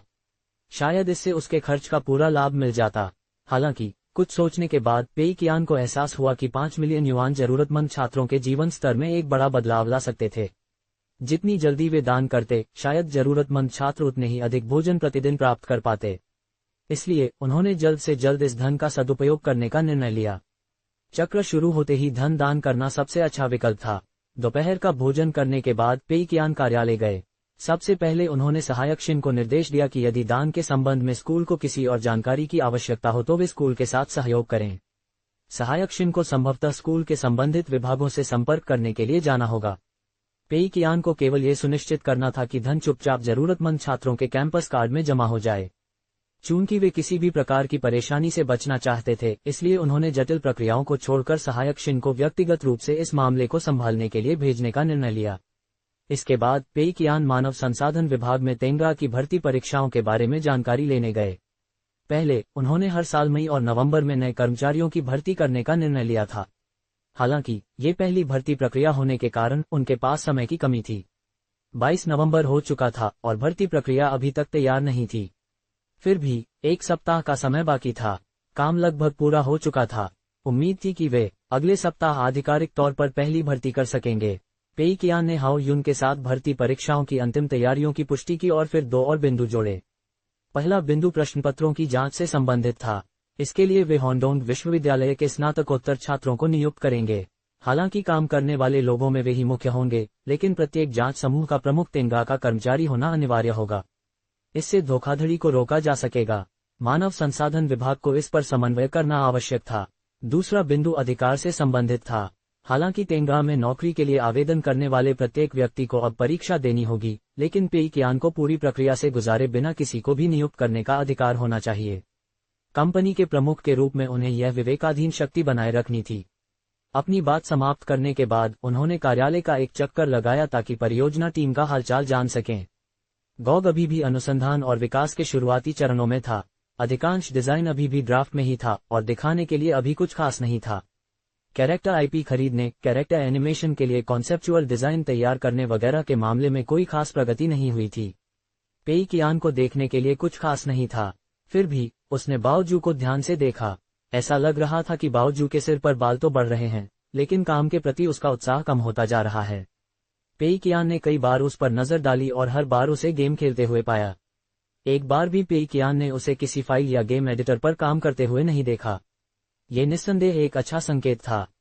लगता है बाओजू सुधर गया है। यात्रा का असर बहुत अच्छा हो रहा है। पेइकियान इस नतीजे से संतुष्ट था। अगले उत्कृष्ट कर्मचारी का चयन 1 फरवरी को होगा। वह सोच रहा था कि बाओजू की जगह कौन लेगा और दुनिया भर में मुफ्त यात्रा करने का मौका कौन जीतेगा। पेइकियान को अब एहसास होने लगा था कि वह पहले से कहीं ज्यादा दूसरे सबसे उत्कृष्ट कर्मचारी पर ध्यान दे रहा था। सोच विचार करने पर पेइकियान को अगली बार चयन प्रक्रिया में कुछ बदलाव करने ही थे। पहले सबसे उत्कृष्ट कर्मचारी का चयन केवल तेंगा गैम्स के भीतर से ही किया जाता था। इसका मतलब यह था कि प्रथम स्थान प्राप्त करने वाले और बाहर होने वाले लोग हमेशा तेंगा गैम्स के मुख्य योजनाकार ही होते थे। ये तो अपेक्षित ही था। आखिरकार मुख्य योजनाकार के पास ही खेल विभाग में सबसे अधिक कार्यभार होता था और सबसे बड़ी जिम्मेदारियां उन्हीं की होती थीं। स्वाभाविक रूप से अन्य कर्मचारियों की नज़र में वे सबसे मेहनती होते थे, इसलिए ये पद सबसे जोखिम भरा होता था। कुछ विचार करने के बाद पेइकियान ने निर्णय लिया कि यह ठीक नहीं होगा। ऐसा नहीं था कि वे अपने मुख्य योजनाकारों को जाने देने से कतरा रहे थे। समस्या ये थी कि वे पहले ही उनमें से कई को निकाल चुके थे। फिर भी स्थिति में कोई बदलाव नहीं दिख रहा था। अब तक तेंगा कई क्षेत्रों में विस्तार कर चुका था। कंपनी अब पहले की तरह केवल खेल विभाग पर ही निर्भर नहीं थी। पेइकियान के लिए ये चारों ओर चेतावनी के संकेत छोड़ने जैसा था। चूंकि यही स्थिति थी, इसलिए सर्वश्रेष्ठ कर्मचारी के चयन की प्रक्रिया को सहायक कंपनियों सहित तेंगा कॉर्पोरेशन के सभी विभागों तक विस्तारित करना आवश्यक था। इन सभी कंपनियों के सर्वश्रेष्ठ कर्मचारियों को नामांकित किया जाना था। कुछ विचार विमर्श के बाद पेई कियान ने निर्णय लिया कि टीपीडीबी में आंतरिक मतदान कराना अधिक सरल होगा। 1 फरवरी को उन्हें केवल सभी कर्मचारियों को एक संदेश भेजकर मतदान करने का अनुरोध करना होगा। इसके बाद सिस्टम स्वचालित रूप से परिणाम घोषित कर देगा। पेई कियान जब इस बारे में सोच ही रहा था कि उसे झू शियासे का संदेश मिला। बॉस पेई, कलाकारों ने अपनी प्रमोशनल तस्वीरें खींचवा ली हैं। कृपया एक नजर डालिए। लू जियाओ शायद कुछ ज्यादा ही आकर्षक लग रहा है। क्या वह बाकी कलाकारों से अलग दिखेगा? क्या हमें उसे थोड़ा बदसूरत और थका हुआ दिखाना चाहिए? संदेश के साथ कुछ तस्वीरें संलग्न थीं। पहली तस्वीर झांग जुटिंग की थी। उन्होंने कुछ भड़कीले और भविष्यवादी परिधान पहने हुए थे। उनके चेहरे पर आत्मविश्वास भरी मुस्कान थी, जो मानो सफल व्यक्ति होने का संकेत दे रही थी। हालांकि उनके भावों में धूर्तता की झलक भी थी। दूसरी तस्वीर लू जियाओ की थी। उनका परिधान काफी सादा था। उन्होंने एक ही तरह के भूरे रंग के कपड़े पहने थे और उनका पहनावा कुछ ज्यादा ही संक्षिप्त था, जो देखने में भद्दा लग रहा था। दोनों ही भविष्य के लोगों का किरदार निभा रहे थे। हालांकि झांग जुटिंग एक न्यायाधीश की भूमिका में थे, जो स्पष्ट रूप से एक धनी व्यक्ति थे। स्वाभाविक रूप से उनके कपड़े अधिक आकर्षक होने ही थे। वहीं लू जियाओ एक गरीब पुरुष नायक की भूमिका में थे। इसका मतलब था कि उन्हें केवल सबसे साधारण कपड़े पहनने थे। फिर भी लू जियाओ के साधारण और भद्दे कपड़े भी उनके आकर्षक रूप को छिपा नहीं सके। ये स्पष्ट था कि मेकअप आर्टिस्ट ने लू जियाओ को ज्यादा सजाया संवारा नहीं था। हालांकि लू जियाओ स्वभाव से ही बहुत सुंदर थे। हो सकता है मेकअप आर्टिस्ट ने जानबूझकर मेकअप कम किया हो, और लू जियाओ ने जो कपड़े पहने थे वे भले ही देखने में अच्छे न लग रहे हों, लेकिन उनकी खूबसूरती अब भी झलक रही थी। कुछ सोचने के बाद पेई कियान ने कहा, इसे ऐसे ही रहने दो। पेई कियान को डर था कि लू जियाओ को बदसूरत दिखाने से उसकी जहरीली ऊर्जा को नुकसान पहुंच सकता है। वह स्क्रॉल करता रहा और मुख्य अभिनेत्री की तस्वीर देखी। पेई कियान ने उसे पहले कभी नहीं देखा था। उसका गोल चेहरा, बड़ी आंखें और मुस्कुराने पर 2 हल्के डिंपल थे। सीधे शब्दों में कहें तो वह हर आदमी के पहले क्रश जैसी थी। पेई कियान ने उसका नाम लिन रुई खोजा, लेकिन कोई परिणाम नहीं मिला। ऐसा लग रहा था कि वह एक नई अभिनेत्री है जिसे कोई नहीं जानता। शायद उसने इससे पहले किसी फिल्म में काम भी नहीं किया था। तस्वीरों को देखने के बाद पेई कियान को एहसास हुआ कि फिल्म का मेकअप, पोशाक और प्रॉप्स सभी बहुत अच्छे से तैयार किए गए थे। ये स्पष्ट था कि निर्देशक झू शियासे ने इन चीजों पर काफी मेहनत की थी। पहले तो पेई कियान थोड़ा चिंतित हुआ। हालांकि आगे सोचने पर उसे याद आया कि फिल्म को केवल अपनी कहानी के दम पर ही सफल होना था। मेकअप, पोशाक और प्रॉप्स चाहे जितने भी अच्छे हों, वे केवल अंदर छिपी जहरीली ऊर्जा को छिपाने का काम करते थे। फिल्म, वे निश्चित रूप से उनकी योजनाओं में बाधा नहीं डालेंगे। 25 नवंबर, गुरुवार थैंक्सगिविंग डे था। यही वह दिन भी था जब पेई कियान ने जरूरतमंद छात्रों को पैसे बांटने का कार्यक्रम तय किया था। पेई कियान ने स्कूल के कैंपस कार्ड सिस्टम में मौजूद डेटा के आधार पर इन छात्रों का चयन किया था। स्कूल की जांच में बाद में पुष्टि हुई कि ये सभी छात्र जरूरतमंद थे। 500 युआन सीधे उनके कैंपस कार्ड में ट्रांसफर किए जाने थे। इसके लिए किसी तरह की घोषणा या सूचना देने की जरूरत नहीं थी। केवल उन्हीं छात्रों को स्पष्टीकरण दिया जाना था जिन्हें अपने कार्ड में असामान्य राशि दिखाई दे और वे स्कूल में टॉप अप स्टेशनों के प्रभारी शिक्षकों से संपर्क करें। शिक्षक झांग वेई अपने कार्यालय में थे। उन्होंने पेई कियान को एक नाम सूची सौंपी और कहा, ये स्नातकोत्तर छात्र हैं जिन्हें परीक्षा पत्रों की जांच का अनुभव है। प्रत्येक संकाय से कुछ छात्र हैं और हमने उन्हें इस कार्यक्रम के बारे में पहले ही सूचित कर दिया है। आप जिन्हें चाहें उन्हें चुन सकते हैं और उनसे सीधे संपर्क कर सकते हैं। जहां तक पारिश्रमिक की बात है, उन्हें प्रतिदिन 300 युआन देने की कोई जरूरत नहीं है। ये बहुत ऊंचा मानक है। आप पहले ही स्कूल को 5 मिलियन युआन दान कर चुके हैं। इसके अलावा ये सभी स्नातकोत्तर छात्र आपके वरिष्ठ हैं। खबर सुनकर वे सभी बहुत भावुक हो गए। कुछ तो बिना पैसे लिए आपकी उत्तर पुस्तिकाओं की जांच करने में मदद करने के लिए भी तैयार हो गए। पेई कियान ने तुरंत अपना सिर हिलाया। ये ठीक नहीं है। मुझे उन्हें हर हाल में भुगतान करना होगा। मैं इस तरह से कैसे काम चला सकता हूँ? जांच करना बहुत थकाने वाला और कठिन काम है। मैं अपने वरिष्ठों का कैसे फायदा उठा सकता हूँ? ठीक है, शिक्षक झांग, अगर और कुछ नहीं है तो मैं चलता हूँ। झांग वेई ने हाथ उठाकर कहा, रुको, जल्दी मत करो। बॉस पेई, अगर आपके पास और कोई काम नहीं है तो कृपया बैठ जाए। हम बात कर सकते हैं। पेई कियान क्षण भर के लिए अवाक रह गए। शिक्षक झांग, मुझे बॉस पेई कहकर मत बुलाए। मैं इसे बर्दाश्त नहीं कर सकता। झांग वेई मुस्कुराए। ठीक है, अब से मैं तुम्हें पेई कियान कहकर बुलाऊंगा। पिछले कुछ दिनों से मैं तुम्हारे लिए एक विशेष व्याख्यान आयोजित करने के बारे में सोच रहा था। पेई कियान के माथे पर तुरंत ठंडे पसीने की बूंदें आ गईं। एक विशेष व्याख्यान? शिक्षक झांग, आप मजाक कर रहे होंगे। मैं किस बारे में बात करूं? अगर मैं इस सेमेस्टर में सभी विषयों में पास हो जाऊं तो मैं आपका आभारी रहूंगा। झांग वेई हंसे। विनम्रता। पेई कियान, विनम्रता एक गुण है, लेकिन अत्यधिक विनम्र होना बुरी बात है। तुमने 1 साल से थोड़े ही समय में इतनी बड़ी कंपनी खड़ी कर ली।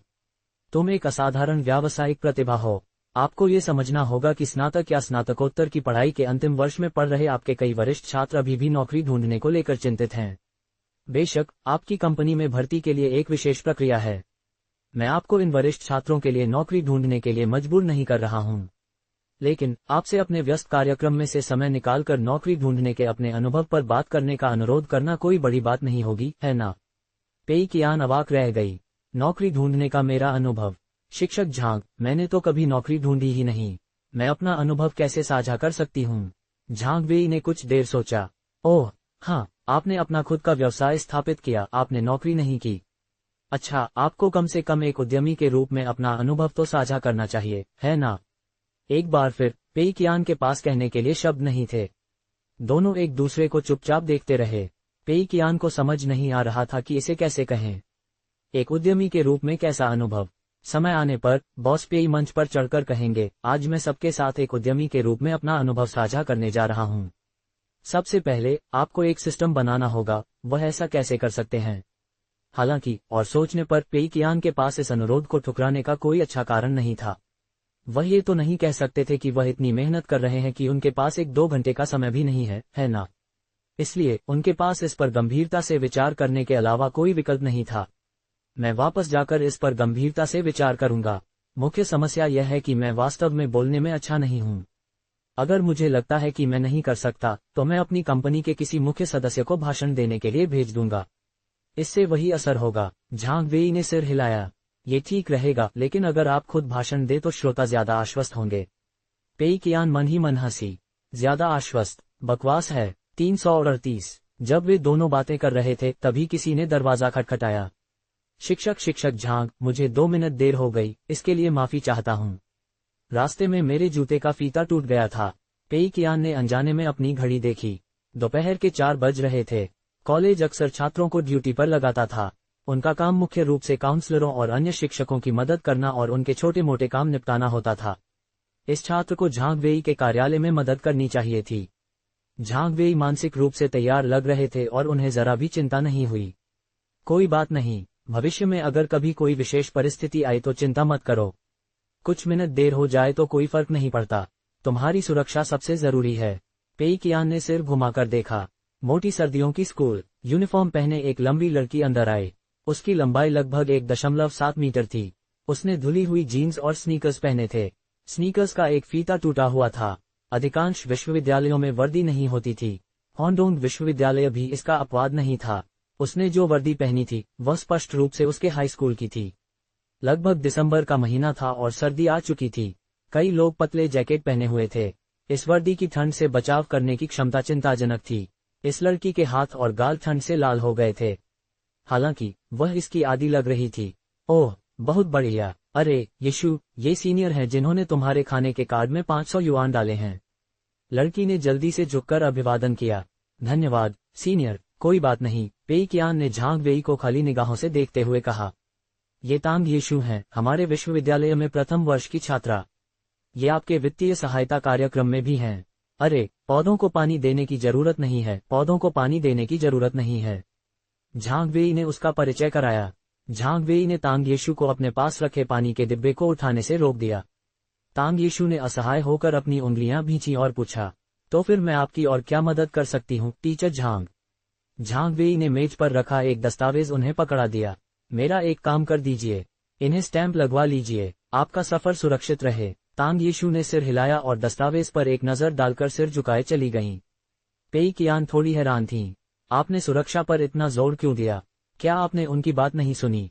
यहाँ आते समय उनके जूते का फीता टूट गया था। उसके कामों के दौरान उसे और भी कई मुश्किलों का सामना करना पड़ सकता है। पेई कियान, झांग वेई ने आगे कहा, उसने ड्यूटी के पहले दिन मेरी मेज पर रखे हरे सौंफ के पौधे को पानी दिया। पता नहीं क्यों उसकी पत्तियां पीली पड़ गईं। इसके परिणामस्वरूप मैंने उसकी देखभाल में बहुत मेहनत की, खाद डाली और उसे भरपूर धूप दी, तब जाकर वह बच पाया। इस बच्ची के साथ हमेशा अजीबोगरीब घटनाएं होती रहती हैं। चलते चलते पत्थर से ठोकर खाकर गिर जाती है। कपड़े सुखाते समय हवा से उड़ जाती है। ये सब उसके लिए आम बात है। सबसे चौंकाने वाली घटना तब हुई जब उसने क्लास गैदरिंग के लिए एक रेस्टोरेंट में रिजर्वेशन कराया। हम सब ने सर्विस स्टाफ को रिजर्वेशन कंफर्म करते सुना। बाद में सर्विस स्टाफ इसके बारे में भूल गया। रेस्टोरेंट ने हमें मुफ्त में फलों की प्लेट दी, लेकिन मैंने फिर कभी उसे ऐसे काम करने की हिम्मत नहीं की। हालांकि वह अपने काम को लेकर गंभीर है और खूब मन लगाकर पढ़ाई करती है। मैंने उसे ड्यूटी पर इसलिए लगाया है क्योंकि उसके परिवार की आर्थिक स्थिति ठीक नहीं है। इस तरह वह थोड़ी बहुत कमाई कर सकती है, लेकिन मैं उसे ज्यादा काम करने की हिम्मत नहीं करती। मुझे डर है कि काम करते करते कहीं उसे चोट न लग जाए। पेई कियान हैरान रह गई। ऐसा भी होता है? झांग वेई ने सिर हिलाया। हाँ, उसके कुछ सहपाठियों ने तो उसे इस बात पर चिढ़ाया भी था और उसका नाम लूजर रख दिया था क्योंकि यह उसके नाम जैसा लगता था। ये थोड़ा ज्यादा लग सकता है, लेकिन हर चीज को वैज्ञानिक दृष्टिकोण से समझाना बहुत मुश्किल है, पेई कियान ने सख्ती से कहा। शिक्षक झांग, हम दोनों ही उच्च शिक्षित हैं। आप ऐसी दार्शनिक बातों में कैसे विश्वास कर सकते हैं? अगर आपको कोई आपत्ति न हो तो मैं उसे अंशकालिक नौकरी देने पर विचार कर सकता हूँ। झांग वेई थोड़ा हैरान हुआ। सच में? ये तो बहुत बढ़िया है। मेरे यहाँ रहते हुए वह ज्यादा पैसे नहीं कमाती। मैंने उसे निजी तौर पर कुछ पैसे देने की कोशिश की थी, लेकिन उसने मना कर दिया। अगर आप उसके लिए कोई उपयुक्त अंशकालिक नौकरी ढूंढ ले तो बहुत अच्छा होगा। चिंता मत कीजिए, वह बस थोड़ी बदकिस्मत है। पढ़ाई और व्यवहार के मामले में वह हमारे कॉलेज की सबसे अच्छी और भरोसेमंद छात्राओं में से एक है। पेई कियान को बाकी सब बातों में कोई दिलचस्पी नहीं थी, उसे सिर्फ अपनी किस्मत पर ही भरोसा था। वे दोनों बातें कर ही रही थीं कि तांग यीशु मुहर लगे दस्तावेज को हाथ में लेकर वापस आए। किसी कारणवश उसके माथे पर एक छोटा सा लाल निशान था। झांग वेई ने दस्तावेज ले लिया। तुम्हारे माथे को क्या हुआ? मैं थोड़ी तेज दौड़ रही थी और गलती से कांच के दरवाजे से टकरा गई। तांग यीशु ने थोड़ी शर्मिंदगी के साथ कहा। शिक्षक झांग, चिंता मत कीजिए, दरवाजे को कोई नुकसान नहीं हुआ है। मैं भी ठीक हूँ। झांग वेई थोड़ा अचंभित रह गया। तुम्हें दरवाजे की क्या चिंता है? जरूरी यह है कि तुम ठीक हो। तुम्हारे हाथ में क्या है? तांग यीशु के हाथ में एक कागज का थैला था। उसने दोनों हाथों से उसे पेई कियान को थमा दिया। वरिष्ठ, यह आपके लिए है। धन्यवाद। पेई कियान ने उलझन में थैला लेते हुए उसमें एक स्कार्फ पाया। यह एक ही रंग का था और साफ तौर पर हाथ से बुना हुआ था। यह मॉल में बिकने वाले स्कार्फ से बहुत अलग था। पेई कियान ने अपने पहने हुए टर्टलनेक स्वेटर और मोटे डाउन जैकेट पर नजर डाली, जिसे उसने ऑफिस की गर्मी के कारण खुला छोड़ दिया था। उसे स्कूल के बाहर पश्चिमी गेट पर उसका इंतजार कर रही कमर्शियल कार भी याद आ गई। फिर उसने ठंड से लाल चेहरे वाली तांग यीशु की ओर देखा, जो अपनी पुरानी स्कूल यूनिफॉर्म में थी। मुझे लगता है कि तुम्हें इस स्कार्फ की मुझसे ज्यादा जरूरत है, पेई कियान ने ईमानदारी से कहा। तांग यीशु ने जल्दी से हाथ हिलाया। नहीं नहीं नहीं, कृपया इसे रखिए सीनियर, मैं जल्द ही दूसरा बना लूंगी। झांग वेई मुस्कुराई। रख लीजिए पेई कियान, ये बिल्कुल उसकी तरह है। उसे एहसान लेना पसंद नहीं है। यीशु, अब से तुम्हें मेरे लिए काम करने की जरूरत नहीं है। तुम्हारी सीनियर तुम्हें पार्ट टाइम नौकरी देंगी। तुम ज्यादा कमा पाओगी। क्या? तांग यीशु की बड़ी बड़ी आंखें खाली थीं। अभी भी क्यों हैरान हो? जाए, अपनी सीनियर द्वारा तय किए गए काम को सुनिए। आगे से आपको यहाँ काम के लिए आने की जरूरत नहीं है। झांग वेई ने हाथ हिलाकर बात को टाल दिया और अपना काम जारी रखा। काउंसलर द्वारा अचानक बेचे जाने के बाद तांग यीशु चुपचाप पेई कियान के पीछे पीछे ऑफिस की इमारत से बाहर निकल गई। पेई कियान चलते चलते सोच रहा था कि तांग यीशु को क्या काम दे। सैद्धांतिक रूप से वह उसे एक शुभंकर के रूप में ऑफिस में वापस ला रहा था, लेकिन वह उसे बिना किसी काम के हर दिन ऑफिस में यूं ही तो नहीं बैठा सकता था, है ना? उसे किस तरह का काम दिया जाए? सोचते सोचते पेई कियान अचानक लड़खड़ा गया और लगभग गिर ही गया। तांग यीशु ने तुरंत प्रतिक्रिया दी। उसने पेई कियान को पकड़ लिया और उसे गिरने से बचा लिया। पेई कियान थोड़ा हैरान हुआ। धन्यवाद। तांग यीशु शर्मा गई। धन्यवाद की कोई जरूरत नहीं, मैं तो अभ्यस्त हूँ। मुझे माफ करना सीनियर। पेई कियान ने अपना सिर नीचे झुकाया और पाया कि उसके जूते का फीता अनजाने में खुल गया था। वह लगभग गिर ही गया था क्योंकि अभी अभी उसका बायां पैर उसके दाहिने जूते के फीते पर पड़ गया था। पेई कियान चुप हो उठा। क्या सच में इस दुनिया में ऐसी कोई रहस्यमयी बात हो सकती है? क्या सच में कोई जन्मजात बदकिस्मत प्राणी हो सकता है जो अपने आसपास के लोगों में भी बदकिस्मती फैला दे? तांग यीशु ने पेई कियान को सहारा दिया और उसके स्थिर खड़े होने का इंतजार किया, फिर चुपचाप एक तरफ खड़ी हो गई। वह पेई कियान से 1 मीटर से ज्यादा दूरी पर रही, शायद इसलिए कि उसे डर था कि पेई कियान पर उसका फिर से असर न हो जाए। पेई कियान को जरा भी गुस्सा नहीं आया, बल्कि वह बहुत खुश हुआ। आओ आओ आओ, मेरे पीछे आओ। वे विश्वविद्यालय के पश्चिमी द्वार की ओर चल पड़े। पश्चिमी द्वार के बाद कई छोटी दुकानें थीं। उनमें से एक दुकान में 20 युआन प्रति कार्ड के हिसाब से लॉटरी के स्क्रैच कार्ड बिक रहे थे। इन्हें स्क्रैच करके कई इनाम जीते जा सकते थे। पेई कियान तांग यीशु को अपनी दुकान में ले गया। उसने बिना सोचे समझे 200 युआन निकाल लिए। मालिक, मुझे 10 कार्ड दे दीजिए। लॉटरी के कार्ड मिलने के बाद नास पेई कियान ने दुकान के बाहर खड़े तांग यीशु की ओर देखा। वह कुछ देर सोच में पड़ गया। पेई कियान ने फैसला किया कि वह ये लॉटरी कार्ड तांग यीशु को नहीं देगा। वह इन्हें खुद ही स्क्रैच करेगा। किस्मत अच्छी हो या बुरी, हर हाल में कुछ न कुछ तो नियंत्रण रखना ही पड़ता है। पेई कियान को लॉटरी कार्ड स्क्रैच करते देख तांग यीशु अनजाने में 2 मीटर से भी ज्यादा पीछे हट गया। पेई कियान ने कुछ नहीं कहा और स्क्रैच करना शुरू कर दिया। 5 युआन, 10 युआन, 50 युआन। स्क्रैच करते करते पेई कियान का चेहरा और भी गंभीर हो गया। जैसा सोचा था, मैं तो किस्मत का धनी हूँ। 200 युआन के लॉटरी कार्ड से मुझे 300 युआन से भी ज्यादा मिल गए। मुझे तो मुनाफा भी हुआ। पेई कियान को काफी समय से लग रहा था कि उसकी किस्मत में कुछ गड़बड़ है। भला कुछ पैसे गंवाना इतना मुश्किल कैसे हो सकता है। उसने ये लॉटरी स्क्रैच कार्ड मालिक को सौंप दिए। इन सभी को और लॉटरी स्क्रैच कार्ड से बदल लो। 5000 युआन या उससे कम जीतने वाले स्क्रैच कार्ड सीधे बिक्री केंद्र पर भुनाए जा सकते थे। हालांकि 5000 युआन से अधिक जीतने वाले स्क्रैच कार्ड केवल चीन कल्याण लॉटरी जारी करने वाले केंद्र पर ही भुनाए जा सकते थे। पेई कियान ने लॉटरी स्क्रैच कार्ड को और लॉटरी स्क्रैच कार्ड से बदल लिया और तांग यीशु को अपने पास बुलाया। तुम इन्हें स्क्रैच करो। तांग यीशु ने जोर से सिर हिलाया। नहीं सीनियर, मैं नहीं कर सकती। मेरी किस्मत बहुत खराब है। पेई कियान ने लॉटरी के स्क्रैच कार्ड उसके हाथों में थमा दिए। कोई बात नहीं, बस मेरी बात सुनो और इन्हें स्क्रैच करो। तांग यीशु ने अपने होंठ सिकोड़ लिए।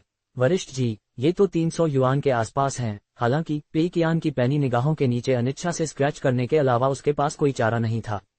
पेई कियान बगल में गंभीरता से देख रही थी।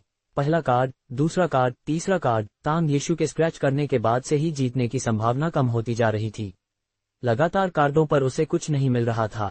कुछ कार्डों के बाद तांग यीशु आंखों में आंसू लिए पेई कियान की ओर देखती। पेई कियान ने अपनी पूरी कोशिश करो का इशारा किया, उसे जारी रखने का संकेत दिया। लॉटरी के आधे स्क्रैच कार्ड गिनने के बाद केवल कुछ ही कार्डों पर लॉटरी जीती। जो कार्ड जीते उनकी कीमत केवल 10 युआन थी। ये पूरी तरह से नुकसान था। ठीक है, रुक जाओ, पेई कियान ने कहा। तांग यीशु तुरंत रुक गई जैसे उसे बचा लिया गया हो। पेई कियान ने बचे हुए लॉटरी कार्ड उठाए और तांग यीशु को खुद से दूर जाने से रोक दिया। बस यहीं खड़ी रहो। पेई कियान स्क्रैच करने लगा। इस बार लगातार 8 कार्ड स्क्रैच करने के बाद भी उसे एक भी कार्ड नहीं मिला। तांग यीशु ने अनजाने में पीछे हटने की कोशिश की, लेकिन पेई कियान उसकी हर छोटी सी हरकत पर नजर रखता था। इससे वह हिलने से भी डर गई। लगभग 300 युआन के लॉटरी स्क्रैच कार्ड आखिरकार खत्म हो गए। पेई कियान ने जीतने वाले कार्ड गिने। कुल मिलाकर 120 युआन मिले। और उनमें से आधे से ज्यादा कार्ड पेई कियान ने ही स्क्रैच किए थे। किस्मत का पलटना साफ दिख रहा था। इतने सारे लॉटरी स्क्रैच कार्ड स्क्रैच करने के बाद पेई कियान बहुत थक गया था। उसने सारे कार्ड बॉस को सौंप दिए और उन्हें भुना लिया। तांग यीशु बगल में खड़ी अपनी उंगलियां चबा रही थी और बहुत परेशान दिख रही थी। पेई कियान पहले तो तंत्र मंत्र में विश्वास नहीं करता था, लेकिन अब उसका यह विचार बदल गया था। उसने 200 युआन दिए और 120 युआन वापस पा लिए। पेई कियान बहुत खुश थी। हालांकि 80 युआन कल्याणकारी लॉटरी में चले गए थे।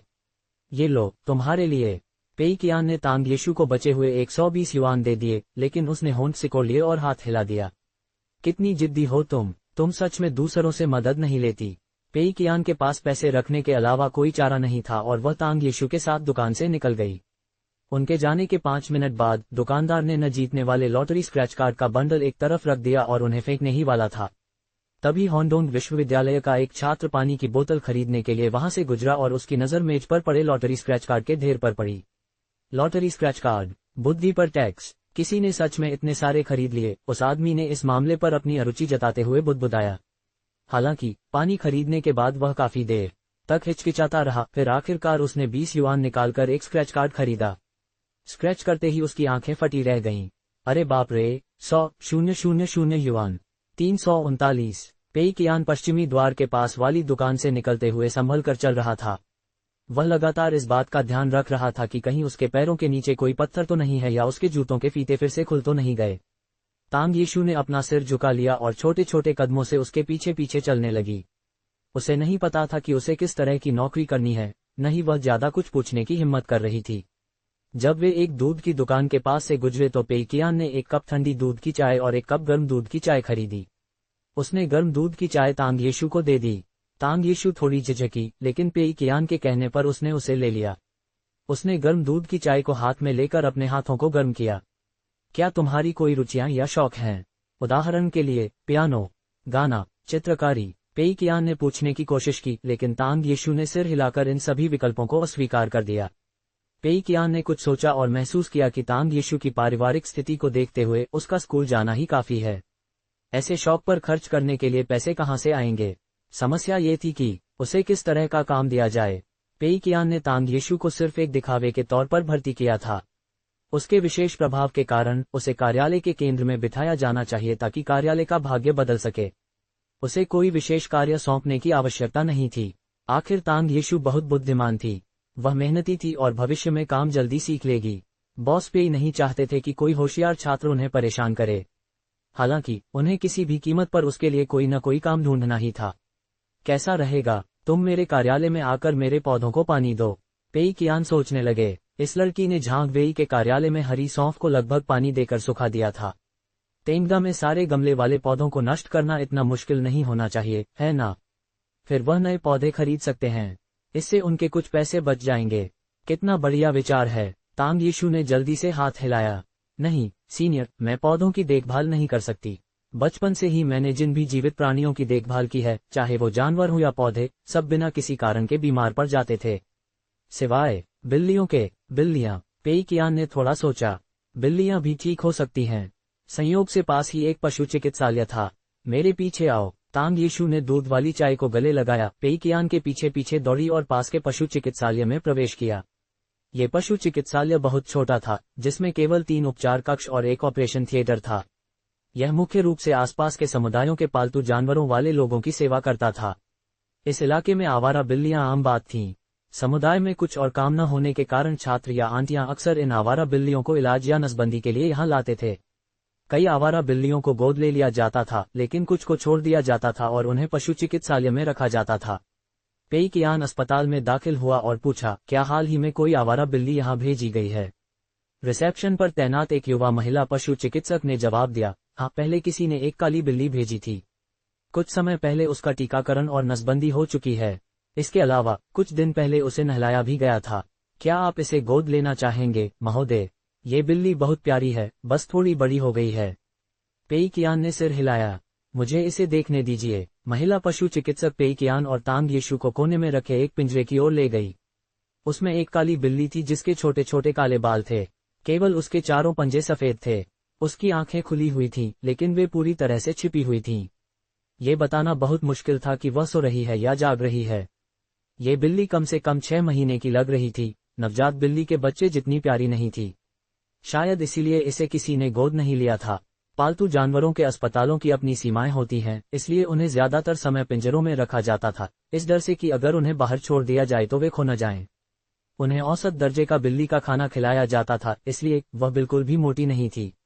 पेई कियान ने पूछा, ये नर है या मादा? महिला पशु चिकित्सक ने उत्तर दिया, ये बधिया किया हुआ नर है। पेई कियान, बहुत बढ़िया। वह तांग यीशु की ओर मुड़ा। क्या तुम्हें ये पसंद है? तांग यीशु ने सिर हिलाया। मुझे सभी बिल्लियां पसंद हैं। पेई कियान महिला पशु चिकित्सक की ओर मुड़ा। ठीक है, मैं इस बिल्ली को गोद ले लूंगा। कृपया मेरे लिए बिल्ली के थैले, बिल्ली का खाना, डिब्बे और कूड़े के डिब्बे तैयार कर दीजिए। ये चीजें ऑनलाइन खरीदी जा सकती थीं, लेकिन समय पर नहीं मिलती। पेई कियान अतिरिक्त परेशानी नहीं चाहता था, इसलिए उसने इन्हें पालतू जानवरों के अस्पताल से ही खरीद लिया, भले ही यह महंगा था। महिला पशु चिकित्सक ने बिना कुछ पूछे 2 पुरुष पशु चिकित्सकों को बुला लिया। उन्हें पता था कि पेई कियान के पास पैसों की कमी नहीं है, इसलिए बिल्ली के रहने का माहौल ठीक रहेगा। तांग यीशु एक दयालु लड़की लगती थी, इसलिए उन्हें बिल्ली के साथ दुर्व्यवहार की चिंता करने की जरूरत नहीं थी। सब कुछ झटपट तैयार हो गया। महिला पशु चिकित्सक ने बिल्ली को थैले में डाल दिया। बिल्ली ने आज्ञाकारी भाव से अपनी काली चमकदार आंखों से तांग यीशु को घूरते हुए उसे अंदर रख दिया। बिल चुकाने के बाद पेई कियान ने थैले को अपने सीने से लगा लिया। वह अपने बाएं हाथ में लिटर बॉक्स और बिल्ली के लिटर का एक छोटा बैग लिए पालतू पशु अस्पताल से बाहर निकला, जबकि उसके दाहिने हाथ में बिल्ली का खाना था। तांग यीशु ने डिब्बाबंद खाना, खाने का सामान और पानी के कटोरे लाने में मदद की। बिल्ली अभी भी अपने बगल में खड़ी तांग यीशु को घूर रही थी। पेई कियान अवाक रह गया। मैंने ही तो तुम्हारी आजादी खरीदी है, ठीक है। कंपनी की व्यावसायिक कार पास के एक रेस्तरां में खड़ी थी। बॉस पेई को इतने सारे सामान के साथ देखकर लिटिल सन थोड़ा हैरान था। वह जल्दी से कार से उतरकर मदद करने लगा। सारा सामान डिग्गी में भर दिया गया और पेई कियान ने बिल्ली का बैग पिछली सीट पर रख दिया। उसने तांग यीशु को पीछे बैठने का इशारा किया और खुद यात्री सीट पर चला गया। चलिए ऑफिस। तांग यीशु कार में साफ तौर पर बेचैन थी। वह बार बार बिल्ली के बैग में मौजूद बिल्ली को देख रही थी। बिल्ली भी उसे देख रही थी। वे देखते ही देखते ऑफिस पहुंच गए। लिटिल सन ने कार को अंडरग्राउंड गैराज में पार्क करने के बाद बिल्ली का खाना, कूड़े का डिब्बा और अन्य सामान ऑफिस तक लाने में मदद की। पेई कियान तांग यीशु के आगे आगे चल रही थी। तांग यीशु पेई कियान के साथ कदम मिलाकर चलने के लिए तेजी से चल रही थी। उसने फुसफुसाते हुए कहा, सीनियर, मुझे क्या काम करना है? पेई कियान सोचने लगी। प्रोत्साहन देने वाली। तांग यीशु थोड़ी हैरान हुई। अरे, प्रोत्साहन देने वाली? लेकिन सीनियर, मैं बातचीत में अच्छी नहीं हूँ, न ही दूसरों को प्रोत्साहित करने में। मुझे क्या करना चाहिए? पेई कियान ने उसकी ओर देखा। बाकी की बात सुनो। तुम्हारा काम है प्रोत्साहन देने वाली बिल्ली की रखवाली करना। पेई कियान ने बिल्ली की ओर इशारा करते हुए कहा, यही तो प्रोत्साहन है। मैं तुम्हें कंपनी में एक अलग वर्क स्टेशन दूंगा। जब तुम्हारी क्लास न हो तब आ जाना। तुम्हें इसकी देखभाल करनी होगी, इसे खाना खिलाना, इसकी गंदगी साफ करना, इसे पशु चिकित्सक के पास ले जाना, वगैरह। तुम्हारी तनख्वाह की बात करें तो चूंकि यह पार्ट टाइम काम है, इसलिए मैं तुम्हें अस्थायी रूप से 3000 युआन प्रति माह दूंगा। अगर इसे साफ करने और खाना खिलाने के बाद तुम्हारे पास करने को कुछ और न हो तो तुम यहाँ पढ़ाई कर सकते हो या इंटरनेट ब्राउज कर सकते हो। तुम्हें कुछ भी करने की पूरी आज़ादी है और जब चाहो जा सकते हो। तांग यीशु चौंक गई। ये तो बहुत ज्यादा है। पेई कियान ने सिर हिलाया। ये हमारी कंपनी का वेतन ढांचा है। मेरे साथ आओ। वे लिफ्ट से तेंगडा नेटवर्क टेक्नोलॉजी कंपनी लिमिटेड गए। लिफ्ट से बाहर निकलते ही पेई कियान ने चैन की सांस ली। यहां तक पहुंचने के रास्ते में उन्हें टायर पंक्चर, ब्रेक फेलियर या लिफ्ट की बिजली गुल होने जैसी समस्याओं का सामना नहीं करना पड़ा। ऐसा लग रहा था कि तांग यीशु पर प्रभामंडल का प्रभाव अभी भी अपेक्षाकृत सीमित था। इसमें कोई भयानक विनाशकारी शक्ति नहीं थी। देखा जाए तो ऐसा होना ही चाहिए था। अगर तांग यीशु जहां भी जाती उसके साथ दुर्घटनाएं होती तो वह सुरक्षित रूप से कैसे पल बढ़ पाती। वह बदकिस्मत थी और ज्यादा से ज्यादा अपने आसपास के लोगों के भाग्य को प्रभावित कर सकती थी। हालांकि पेई कियान इससे पूरी तरह संतुष्ट था। पेई कियान को सबसे ज्यादा जरूरत तो ऐसी छोटी मोटी बदकिस्मती की ही थी। अगर वह कार में ब्रेक फेल होने या हवाई जहाज में इंजन में आग लगने जैसी बड़ी विपत्तियां लाती तो ये बहुत डरावना होता। अगर ऐसा होता तो पेई कियान अपने कर्मचारियों और अपनी सुरक्षा को लेकर बहुत चिंतित होता।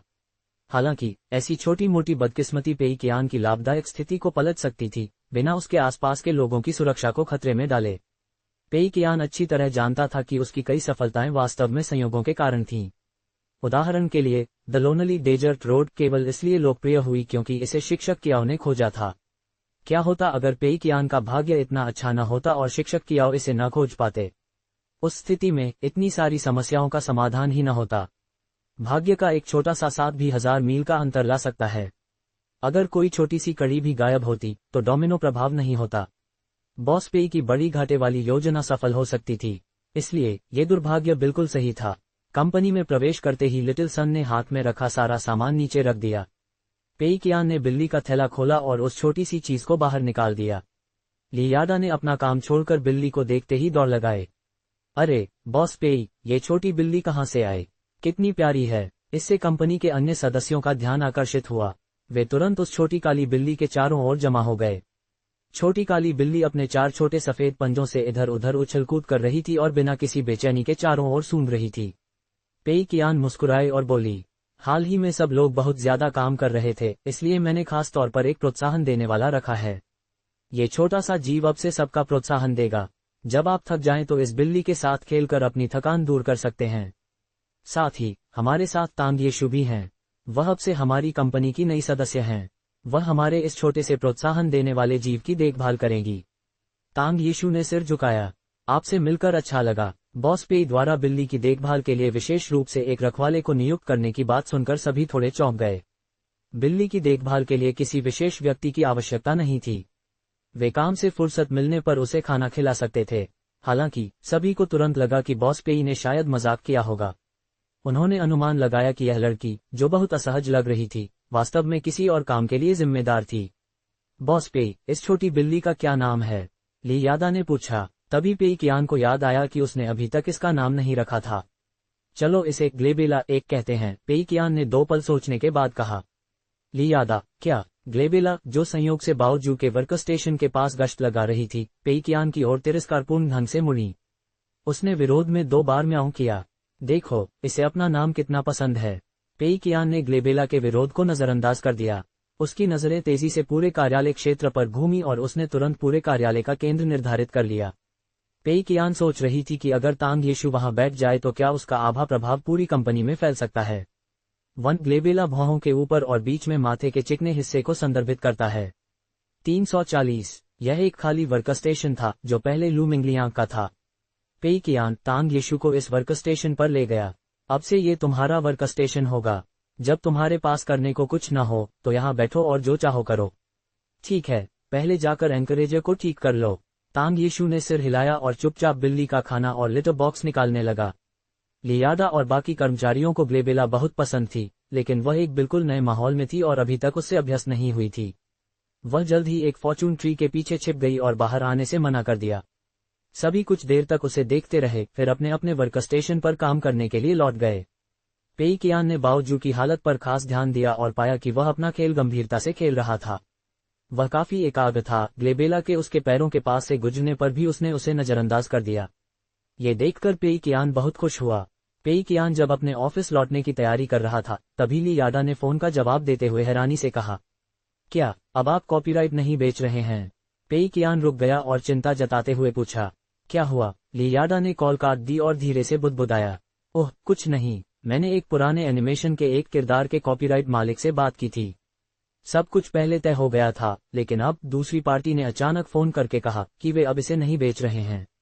पेई कियान, अचानक वे इसे क्यों नहीं बेच रहे हैं? लियादा भी असमंजस में था। मुझे भी नहीं पता, उन्होंने बस इतना कहा कि लेखक इसे अब बेचना नहीं चाहता, चाहे हम ज्यादा पैसे भी दें। पेई कियान आश्चर्यचकित रह गया। वाह, क्या कमाल का असर हुआ।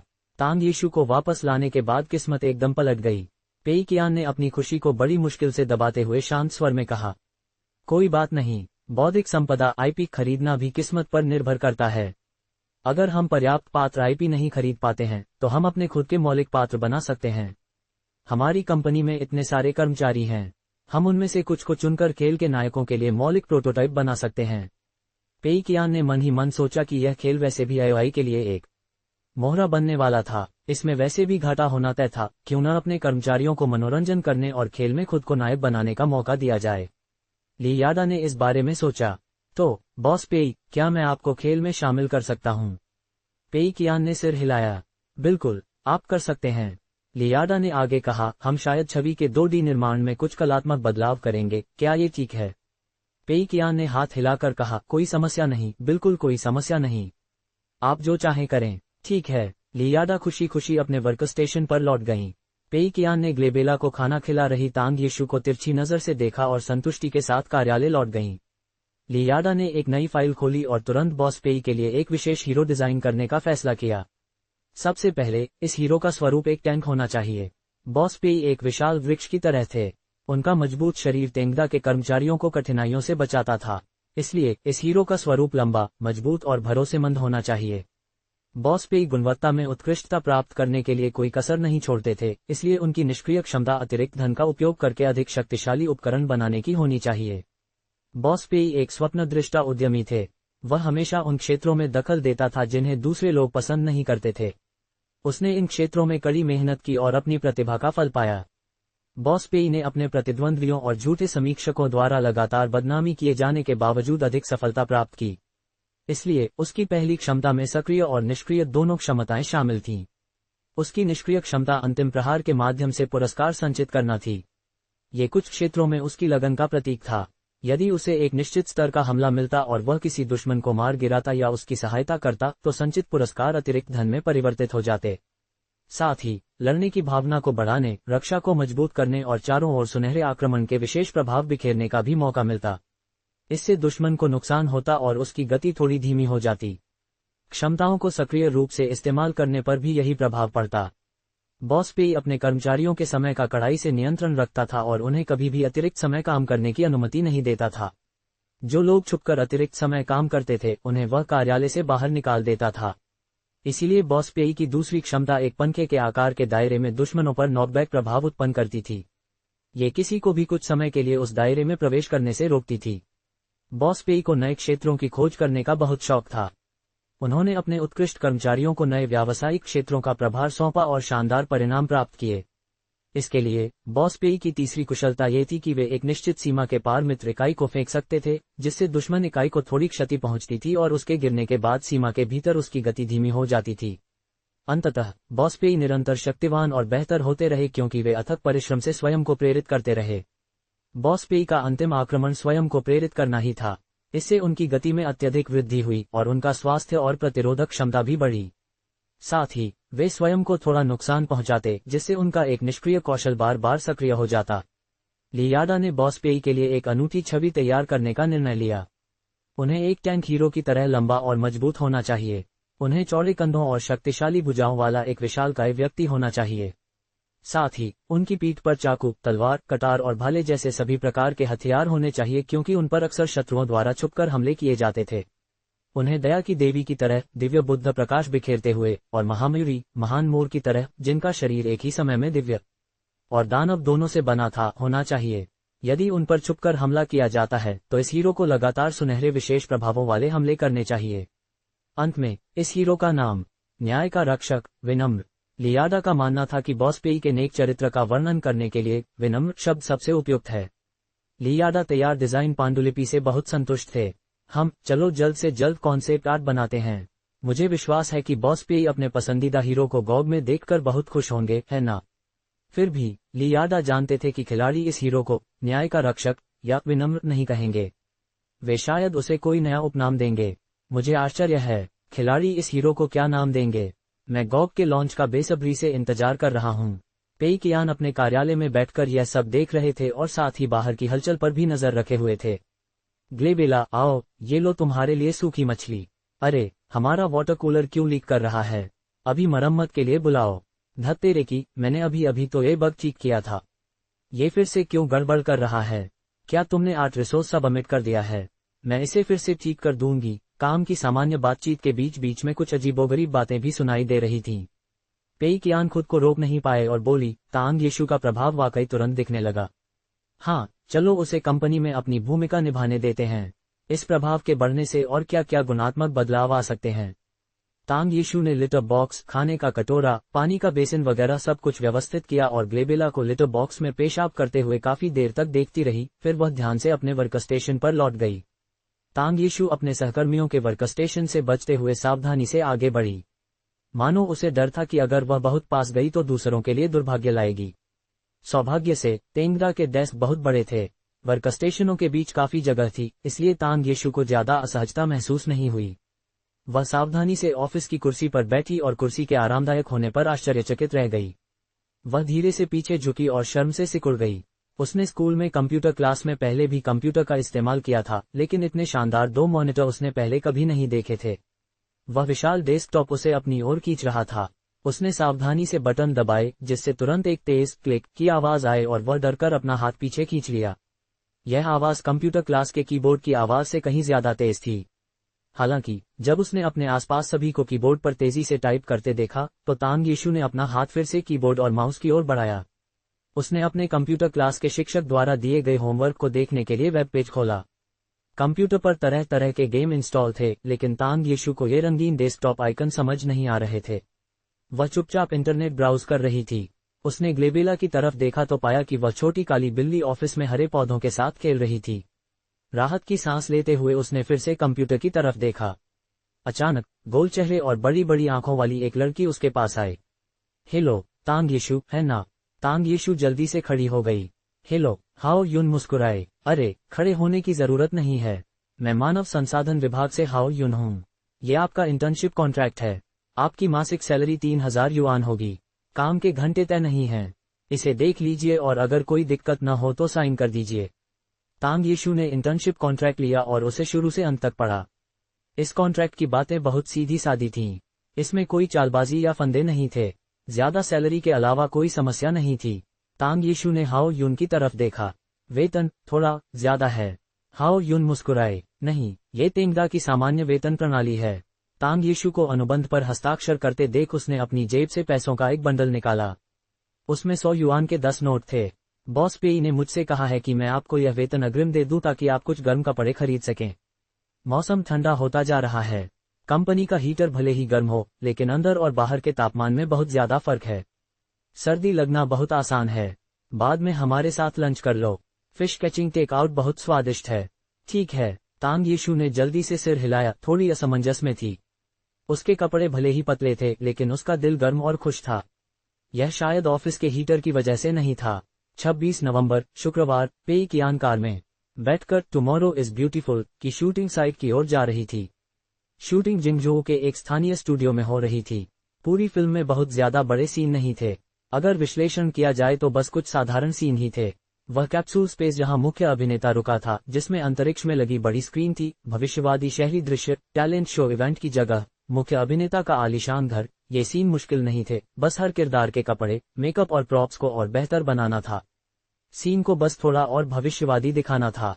कुछ जटिल दृश्यों की शूटिंग ग्रीन स्क्रीन का उपयोग करके की गई और बाद में स्पेशल इफेक्ट्स जोड़े जाने थे। वैसे ऐसे बहुत कम दृश्यों में स्पेशल इफेक्ट्स की आवश्यकता थी। मुख्य अभिनेता के ठहरने का कैप्सूल झटपट तैयार हो गया। कई दृश्य यहीं फिल्माए गए, जिनमें से अधिकतर वन मैन शो थे। दृश्य सरल और शूट करने में आसान थे, इसलिए स्वाभाविक रूप से प्राथमिकता अधिक थी। इस दृश्य की शूटिंग तब शुरू की जा सकी जब अन्य दृश्यों के लिए कई सेट तैयार किए जा रहे थे। पेई कियान ने आते ही झूशियासे को ढूंढा और फिर शूटिंग स्थल पर आ गए। कर्मचारी व्यस्त थे। पेई कियान को पता नहीं था कि वे क्या कर रहे हैं और वे कुछ और पूछना भी नहीं चाहते थे, इसलिए वे झूशियासे के पीछे पीछे चले गए। झूशियासे ने शायद सोचा होगा कि बॉस पेई निरीक्षण के लिए आए हैं, इसलिए उन्होंने अपना सर्वश्रेष्ठ प्रदर्शन किया और अपने कर्मचारियों को भी ऐसा ही करने का आदेश दिया। पेई कियान यहाँ केवल देखने आए थे। उन्होंने इससे पहले कभी कोई फिल्म नहीं बनाई थी, इसलिए उन्हें बहुत रोमांच महसूस हो रहा था। कहा जाता है कि शूटिंग से पहले क्रू को अगरबत्ती जलाकर आशीर्वाद के लिए प्रार्थना करनी पड़ती है, लेकिन पेई कियान को ऐसा कोई इंतजाम नहीं दिखा। उसे वैसे भी इसकी परवाह नहीं थी। वह बस मौज मस्ती में शामिल होना चाहता था और देखना चाहता था कि क्या वह इस फिल्म की शूटिंग में कुछ बाधाएं पैदा कर सकता है। 341। जिस दृश्य की शूटिंग होनी थी, वह मुख्य नायक के कैप्सूल में बिताए गए उद्देश्यहीन जीवन का दृश्य था, जो मुख्य नायिका से मिलने से पहले का था। इस कैप्सूल का रहने का स्थान बहुत छोटा था। अपेक्षाकृत लंबे लुजियाओ का सिर छत से केवल कुछ सेंटीमीटर नीचे था। पूरे कैप्सूल की सजावट सरल और भविष्यवादी थी। कोई अतिरिक्त सजावट नहीं थी। टेलीविजन स्क्रीन की जगह एक बड़ी हरी स्क्रीन थी। टेलीविजन कार्यक्रम बाद में तैयार किए जाने थे। शूटिंग के लिए कुछ प्रॉप्स भी थे, जैसे फास्ट फूड, राहत भोजन, आलू के चिप्स और बियर। ये प्रॉप्स विशेष रूप से तैयार किए गए थे। बियर के मामले में तैयार लंबी कैन के बाहर कुछ विशेष स्टिकर लगाए गए थे। एक ओर इनका उपयोग मूल ट्रेडमार्क को ढकने के लिए किया गया था, दूसरी ओर इनका उपयोग इस दुनिया की पृष्ठभूमि को उजागर करने के लिए किया गया था। बियर कैन पर छपे काल्पनिक ट्रेडमार्क के अलावा कुछ रंगीन विज्ञापन भी थे। इस भविष्यवादी दुनिया में विज्ञापन इतने व्यापक थे कि बियर के डिब्बे भी इससे अछूते नहीं रहे। लुजियाओ कैप्सूल में लेट गए और शूटिंग शुरू हुई। सबसे पहले कैप्सूल में कुछ न करते हुए और टीवी पर विज्ञापन देखते हुए उनके कुछ शॉट्स लिए गए। ये दृश्य अपेक्षाकृत आसान थे। इनमें ज्यादा अभिनय की जरूरत नहीं थी, इसलिए कुछ शॉट्स के बाद ही काम जल्दी से पूरा हो गया। अगला दृश्य राहत भोजन खाने का था। कैप्सूल में बिस्तर के सामने एक विशेष भोजन क्षेत्र था। यह एक व्यक्ति के लिए पर्याप्त था। मेज के बगल वाली दीवार पर एक छोटी स्क्रीन और एक खाने का आउटलेट था। छोटी स्क्रीन पर फिलहाल ग्रीन स्क्रीन का इस्तेमाल किया गया था। पोस्ट प्रोडक्शन स्पेशल इफेक्ट्स की मदद से एक ऑर्डरिंग मेनू बनाया जाएगा। जब इस स्क्रीन का इस्तेमाल खाना ऑर्डर करने के लिए नहीं किया जा रहा होता, तो इस पर अलग अलग खाने के विज्ञापन बार बार दिखाए जाते। ये दृश्य भी सरल था। मुख्य अभिनेता को भोजन के समय दिन का राहत भोजन मिलता। राहत भोजन खाते समय छोटी स्क्रीन पर तरह तरह के व्यंजनों को बार बार देखना दुखद दृश्य प्रस्तुत करता था। लुजियाओ डाइनिंग टेबल के पास बैठी थी और बेसुध होकर खाने की दुकान को देख रही थी। तय समय पर वहां जाना उसकी दिनचर्या बन चुका था, इसलिए उसे कोई उम्मीद नहीं थी। दुकान का मुंह क्लिक की आवाज के साथ खुला। एक देखने में अच्छा सा पैकेट दुकान से निकलकर डाइनिंग टेबल पर आ गिरा। लुजियाओ ने भावहीनता से पन्नी जैसी दिखने वाली सील को फाड़ दिया, जिससे अंदर का काला सफेद पाउडर दिखाई दिया। अंदर क्या है? पेई कियान ने धीरे से पूछा। दूध पाउडर और चॉकलेट पाउडर, झूजियासे ने भी उसी अंदाज में जवाब दिया। पेई कियान ने सिर हिलाया। ठीक है, ये चीज कम से कम खाने लायक तो है। ऐसा लग रहा था कि उसे लुजियाओ को और पैसे देने की जरूरत नहीं है। लुजियाओ ने ट्रे ली और उसे अपने बगल में बने पानी के बर्तन के पास ले जाकर उसमें गर्म पानी डाला। फिर उसने ट्रे में दी गई छोटी चम्मच से उसे अच्छी तरह मिलाया। जाहिर है, ये पूरी प्रक्रिया नीरस और अर्थहीन थी। फिर उसने चम्मच उठाए और एक एक निवाला करके खाने लगा। खाते समय लुजियाओ अपने बगल में लगी छोटी स्क्रीन को घूर रहा था। शायद अभी यह ग्रीन स्क्रीन है, बाद में स्पेशल इफेक्ट्स के जरिए इस पर तरह तरह के स्वादिष्ट व्यंजनों के विज्ञापन दिखाए जाएंगे। लुजियाओ ग्रीन स्क्रीन को एक अलग नजर से देख रहा था। उसकी आंखों में इन व्यंजनों के लिए लालसा झलक रही थी और कुछ अचेतन हरकतें भी, जैसे लार निगलना और होंठ चाटना। कट, अभी का तुम्हारा हाव भाव कुछ ज्यादा ही था। तुम ये विज्ञापन रोज देखते हो, कहानी के हिसाब से। इतनी बड़ी प्रतिक्रिया की जरूरत नहीं, बस स्वादिष्ट खाने को देखकर कुछ स्वाभाविक प्रतिक्रिया दिखाओ। बाकी सब बढ़िया था। ठीक है, चलिए फिर से शुरू करते हैं। निर्देशक झू शिया से तुरंत उन हिस्सों को इंगित करते थे जो उन्हें अनुचित लगते थे। लुजियाओ ने सहयोग करने की पूरी कोशिश की। कुछ शॉट्स के बाद ये दृश्य भी पूरा हो गया। पेई कियान ने बगल में हल्की सी आह भरी। ये लुजियाओ सच में अभिनय करना जानता है ना? ऐसा लग रहा था जैसे टुमारो इज ब्यूटीफुल में काम करते समय उसने अपनी सांस रोक रखी थी। लुजियाओ को बॉक्स ऑफिस फ्लॉप का उपनाम दिया गया था। उनके अभिनय कौशल ठीक ठाक थे, लेकिन दर्शकों द्वारा उनकी आलोचना होना लाजमी था। सबसे आम आलोचना ये थी कि वह बहुत सुंदर, घमंडी और अपने अभिनय में अतिरंजित थे। फिर भी लुजियाओ एक पतित व्यक्ति का किरदार बहुत गंभीरता से निभा रहे थे। वह सुंदर तो थे और बहुत पतित नहीं थे, लेकिन पतितता का भाव मौजूद था। अगले दृश्य की तैयारी में व्यस्तता बढ़ने लगी। बॉस पेई, अगला दृश्य सबसे खास है, झू शियासे ने पेई कियान से कहा। पेई कियान, हम। झू शियासे ने कोने में रखी कुछ बियर की बोतलों की ओर इशारा किया। बियर पीने का क्लोज-अप शॉट होगा। मुख्य अभिनेता ने टेलीविजन पर क्विज गेम में भाग लेकर कई क्विज कॉइन जीते हैं, इसलिए उसने खुद को एक बियर की बोतल से पुरस्कृत किया। लुजियाओ ने जिंगजोऊ से आने के बाद से बियर को हाथ नहीं लगाया ताकि वह अभिनय अच्छे से कर सके। उसने तो पानी पीना भी छोड़ दिया और हे song sarsaparilla, ओल्डेनलैंडिया water, don't Phong शू ये एक जैसे घिनौने पे पीने लगा। ये सब सिर्फ इसलिए ताकि बियर पीते समय वह एक प्रभावशाली और यादगार अभिनय कर सके। पेई कियान ने कहा, क्या इतना त्याग करने की जरूरत है? क्या ये पे इंसानों के पीने लायक भी हैं? ये तो बस एक फिल्म है, जीवन को दांव पर लगाने की कोई जरूरत नहीं है। निर्देशक झू शिया से मुस्कुराई। ये तो बस एक कुशल अभिनेता का आत्मसाधना है। यहाँ तक कि श्री झांग जुटिंग भी लुजियाओ के अभिनय की बहुत प्रशंसा करते हैं। एक बार फिर पेई कियान के पास कहने के लिए शब्द नहीं थे। इतनी मेहनत करने की वाकई कोई जरूरत नहीं थी। अगर वह हॉट सर्च में टॉप पर रहने वाले बड़े पर्दे पर एक क्लासिक शो बनाने में कामयाब हो जाता तो इसके परिणाम अकल्पनीय होते। हालांकि पेई कियान को यह भी नहीं पता था कि लुजियाओ को कैसे अभिनय करना चाहिए। वह केवल देख सकता था और पूरी तरह सतर्क रह सकता था। इस दृश्य की शुरुआत में लुजियाओ ने पहले ग्रीन स्क्रीन के सामने पूरी जीत की प्रक्रिया का अभिनय किया। टीवी शो के परिणाम की प्रतीक्षा करते समय उसे जो बेचैनी महसूस हुई, जब उसे पता चला कि उसने एक छोटी सी दौलत जीत ली है, तो जो उत्साह हुआ और फिर बड़ी उम्मीदों के साथ खाने की दुकान पर बियर का कैन खरीदने के लिए जाना। 2-3 टेक के बाद उन्होंने बियर पीने का दृश्य शुरू किया। लुजियाओ खाने की दुकान के बगल में छोटी स्क्रीन पर आया और ग्रीन स्क्रीन पर काम करने का नाटक किया। उसका भाव नाटकीय था। क्विज से लाभ कमाने की खुशी उसके चेहरे पर मुस्कान बनाए हुए थी। जब उसने बियर को अपने होठों से लगाया तो उसके चेहरे पर उम्मीद की झलक थी और पीने के बाद अनजाने में उसने अपने होंठ चाट लिए। पेई कियान, जो झू शियासे के बगल में लुजियाओ के सूक्ष्म भावों की श्रृंखला स्पष्ट रूप से देखी जा सकती थी। उसे अचानक उस युवा हटे कट्टे लड़के की याद आ गई जो केवल 1, 2, 3, 4, 5, 6, 7 चिल्ला सकता था। धड़ाम, खाने के आउटलेट से बियर का एक कैन गिर गया। लुजियाओ ने उत्साह से उसे तुरंत पकड़ लिया। उसने हल्के ठंडे बियर के कैन पर बनी बूंदें देखीं। उसने पसस की आवाज के साथ ढक्कन खोला, अपना सिर उठाया। गटक गटक गटक। लुजियाओ ने आधा कैन पीने के बाद ही रुक गया।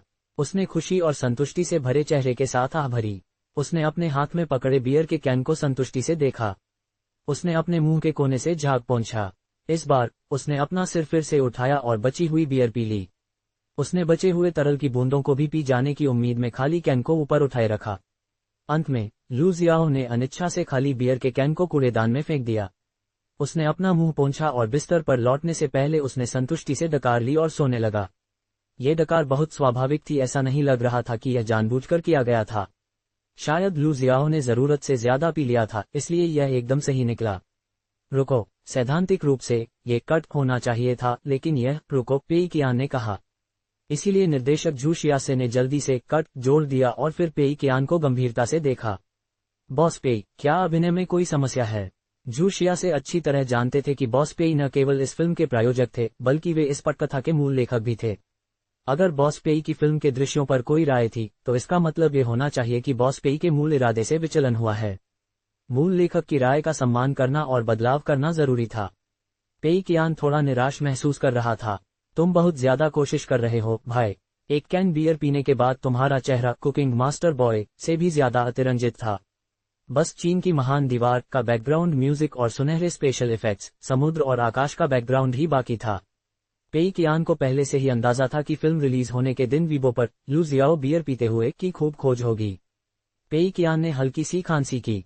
ये सब अनावश्यक है, बस सामान्य अभिनय करो। मुख्य अभिनेता एक साधारण व्यक्ति है, बस सामान्य अभिनय करो। लू जियाओ का चेहरा भावहीन हो गया। उसे अपने अभिनय कौशल पर पूरा भरोसा था। उसने पहले सोचा था कि ये दृश्य फिल्म इतिहास में यादगार बनने के लिए काफी होगा, लेकिन पटकथा लेखक को इससे कोई फर्क नहीं पड़ा। वह केवल निर्देशक जू जियासे की ओर देख सका। निर्देशक जू जियासे ने कुछ देर सोचा। मैंने पहले तो ज्यादा नहीं सोचा था, लेकिन मुझे लगता है कि बॉस पेई के कहने के बाद ये थोड़ा अतिशयोक्तिपूर्ण लग रहा है। श्रीमान झांग, आपका क्या विचार है? झांग जुटिंग ने सिर हिलाया। बॉस पेई वास्तव में पटकथा लेखक हैं। उन्हें कहानी और इस किरदार की गहरी समझ है।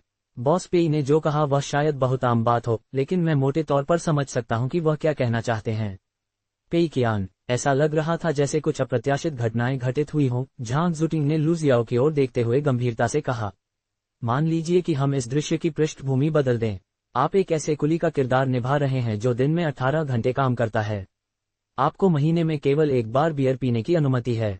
आसपास मनोरंजन का कोई साधन नहीं है, इसलिए बियर ही आपके लिए सबसे बड़ा आनंद है। ऐसे में आपका अभिनय सराहनीय होगा और दर्शकों को आकर्षित करेगा। हालांकि आप अभी जो किरदार निभा रहे हैं वह भविष्य के एक साधारण व्यक्ति का है। क्या वह महीने में सिर्फ एक कैन बियर पीता है? बिल्कुल नहीं। क्या उसके लिए मनोरंजन के और कोई साधन नहीं है? ऐसा भी नहीं है। आपके बगल में लगी छोटी स्क्रीन पर लगातार अच्छे खाने और शराब के विज्ञापन चलते रहते हैं। इन विज्ञापनों के मुकाबले इस एक कैन बियर का आनंद नगण्य है। फिल्म के मुख्य किरदार ने टेलीविजन पर दिखाए जाने वाले क्विज गेम से मुनाफा कमाया और इसलिए खुद को एक कैन बियर खरीदकर इनाम दिया। इसका मतलब ये था कि अगर वह अपनी बचत खर्च करे तो जब चाहे इसे खरीद सकता है। इसलिए ये कैन बियर उसके लिए कीमती नहीं है। ये तीनों पे चीन के 5 सबसे घिनौने पेय पदार्थों में शामिल हैं। 342। झांग जुटिंग ने आगे कहा, ऐसी स्थिति में बियर पीने के प्रति उसकी मानसिकता किसी भूखे नशेड़ी जैसी नहीं होनी चाहिए जो इसे इतनी जल्दबाजी और उत्सुकता से पीता है। इसके बजाय उसे इसे धीरे धीरे और ध्यान से पीना चाहिए। उसे बियर पीते हुए एक खालीपन, एक तरह का भ्रम महसूस नहीं होना चाहिए। स्क्रीन पर आने वाले विज्ञापन उसके मन में एक बड़ा मनोवैज्ञानिक खालीपन पैदा कर देंगे। उसे अपने भविष्य के लिए कोई उम्मीद या अर्थ नहीं दिखेगा। उसे लगेगा कि उसके आसपास सब कुछ अर्थहीन है। उसके हाथ में बियर का कैन केवल उसके पेट की भूख मिटाएगा। बस यही उसका थोड़ा सा मूल्य है। हालांकि ये थोड़ा सा मूल्य उसे आनंदित करने के लिए पर्याप्त नहीं होगा। मुझे लगता है कि मुख्य नायक को इतने सारे भाव नहीं दिखाने चाहिए। इसके अलावा बियर पीते समय उसकी भावनाएं डूबती जानी चाहिए। उसने क्विज प्रतियोगिता जीती और कुछ पैसे कमाए। उसने उन पैसों से खुद को एक कैन बियर से पुरस्कृत करने का फैसला किया। बियर पीते समय उसने चकाचौंध भरे विज्ञापन देखे और उच्च वर्ग की दुनिया में झांका। उसे अपने मुंह में कड़वाहट महसूस होनी चाहिए थी। अगर मैं अभिनय कर रहा होता तो मैं मुख्य नायक के सुख से उदासी और फिर निराशा में परिवर्तन को दिखाने की पूरी कोशिश करता। मुझे लगता है कि बॉस पेई इसी बात पर जोर देना चाहते हैं, है ना बॉस पेई? पेई कियान एक पल के लिए चुप हो गया। ओह, लगभग। मैं और क्या कह सकता हूँ, क्योंकि आपने सारी अच्छी बातें बता दी हैं। लू जियाओ को अचानक समझ आया। तो बात ऐसी है, लगता है इस स्क्रिप्ट को लेकर मेरी समझ गलत थी। आप सभी के मार्गदर्शन के लिए धन्यवाद। चलिए एक रीटेक करते हैं। लू जियाओ रीटेक के लिए पूरी तैयारी के साथ जोश से बैठ गया। जू जियासे ने पेई कियान को थम्स अप दिया। शानदार। एक बार फिर पेई कियान के पास कहने के लिए शब्द नहीं थे। असल में मेरा मतलब वो नहीं था। पेई कियान निराश था। उसे हल्का सा एहसास हो रहा था कि उसे बीच में दखल नहीं देना चाहिए था। बियर पीने वाले सीन का रीटेक। धड़ाम। खाने के आउटलेट से बियर का एक कैन गिर गया।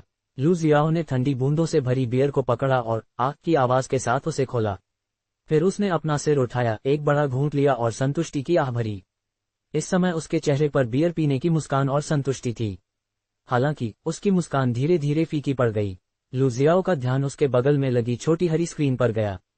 उसने हरी स्क्रीन को देखा और चुपचाप अपनी बियर पीते हुए कल्पना करने लगा कि इस समय छोटी स्क्रीन पर क्या दृश्य चल रहा होगा। तब छोटे पर्दे पर खाने पीने के कई विज्ञापन दिखाई देने चाहिए थे। एक आलीशान घर या विला में बैठा अमीर आदमी बढ़िया शराब को डेकेंटर में भरकर साफ सुथरे गिलास में डाल रहा होता।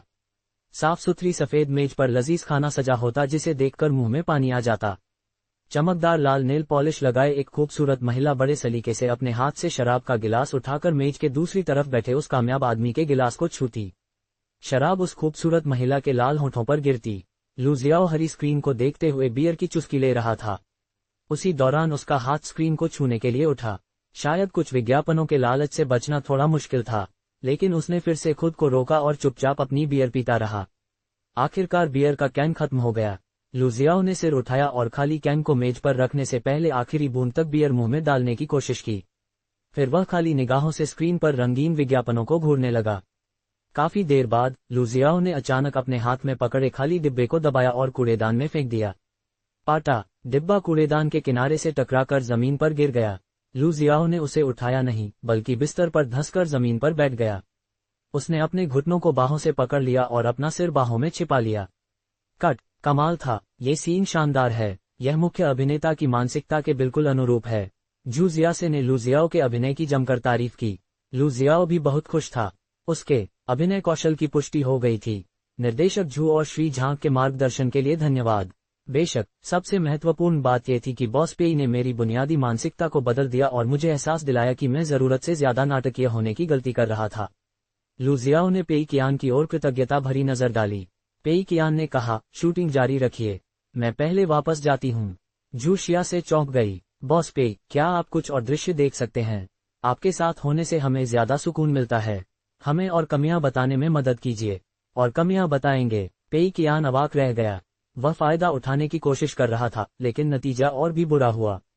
वह लू जियाओ के अभिनय में नुक्ताचीनी करने के लिए उल्टी दिशा में सुझाव देना चाहता था, लेकिन उसने कभी सोचा भी नहीं था कि इसके बजाय उसके अभिनय कौशल में सुधार हो जाएगा।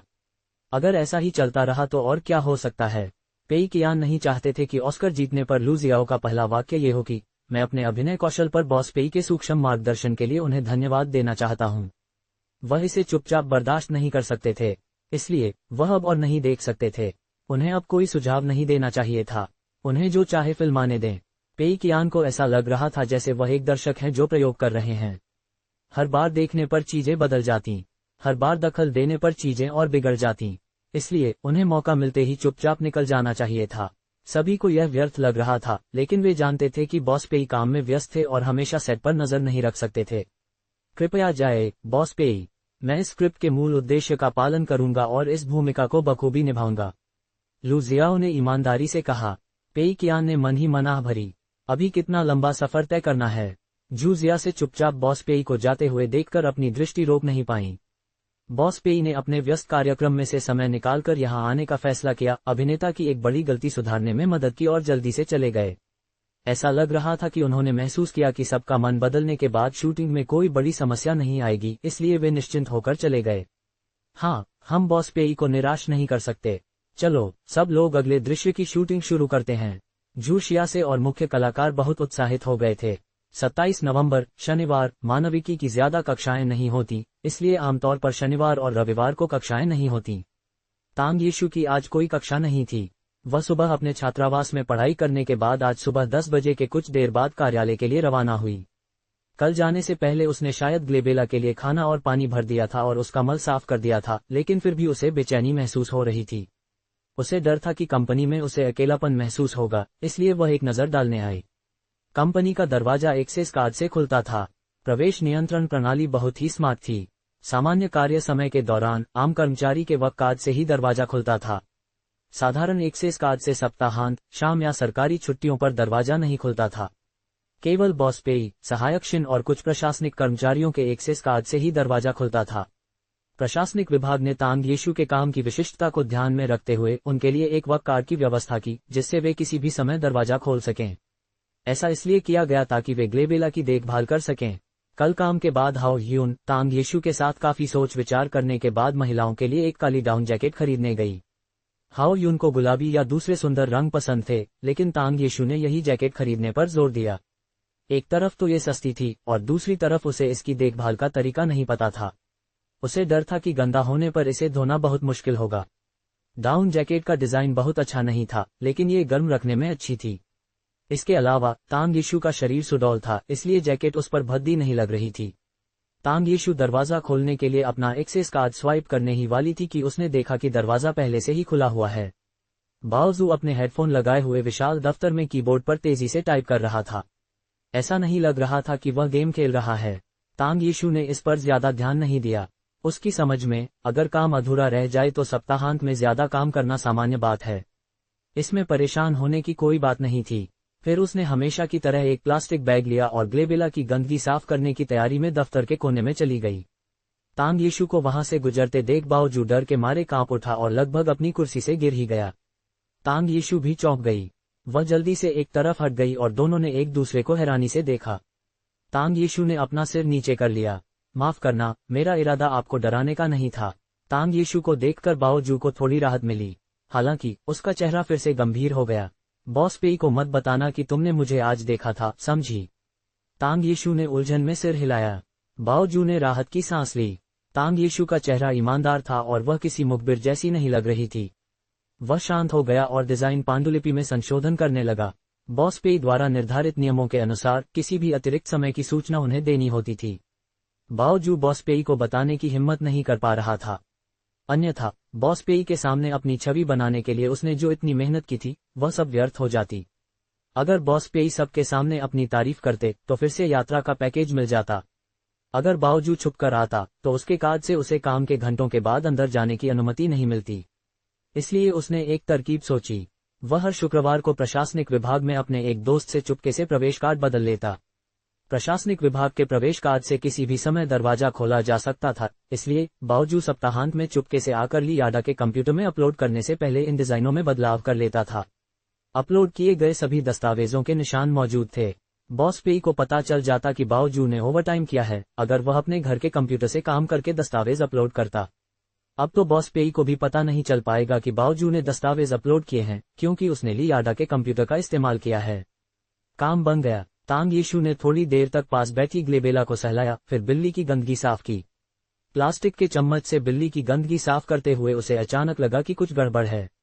अगर यह सामान्य ओवरटाइम काम था तो उसने सीनियर को न बताने पर इतना जोर क्यों दिया? वह कुछ गलत तो नहीं कर रहा होगा, है ना? कंपनी के राज चुरा रहा होगा या कुछ और? तांग यीशु को काम का कोई अनुभव नहीं था, लेकिन उसने कुछ उपन्यास पढ़े थे और कुछ टीवी सीरियल देखे थे। उसका दिमाग बाओजू की संभावित हरकतों के बारे में सोचने लगा। ये हरकतें कितनी सही थीं या नहीं, ये तांग यीशु के लिए एक रहस्य था।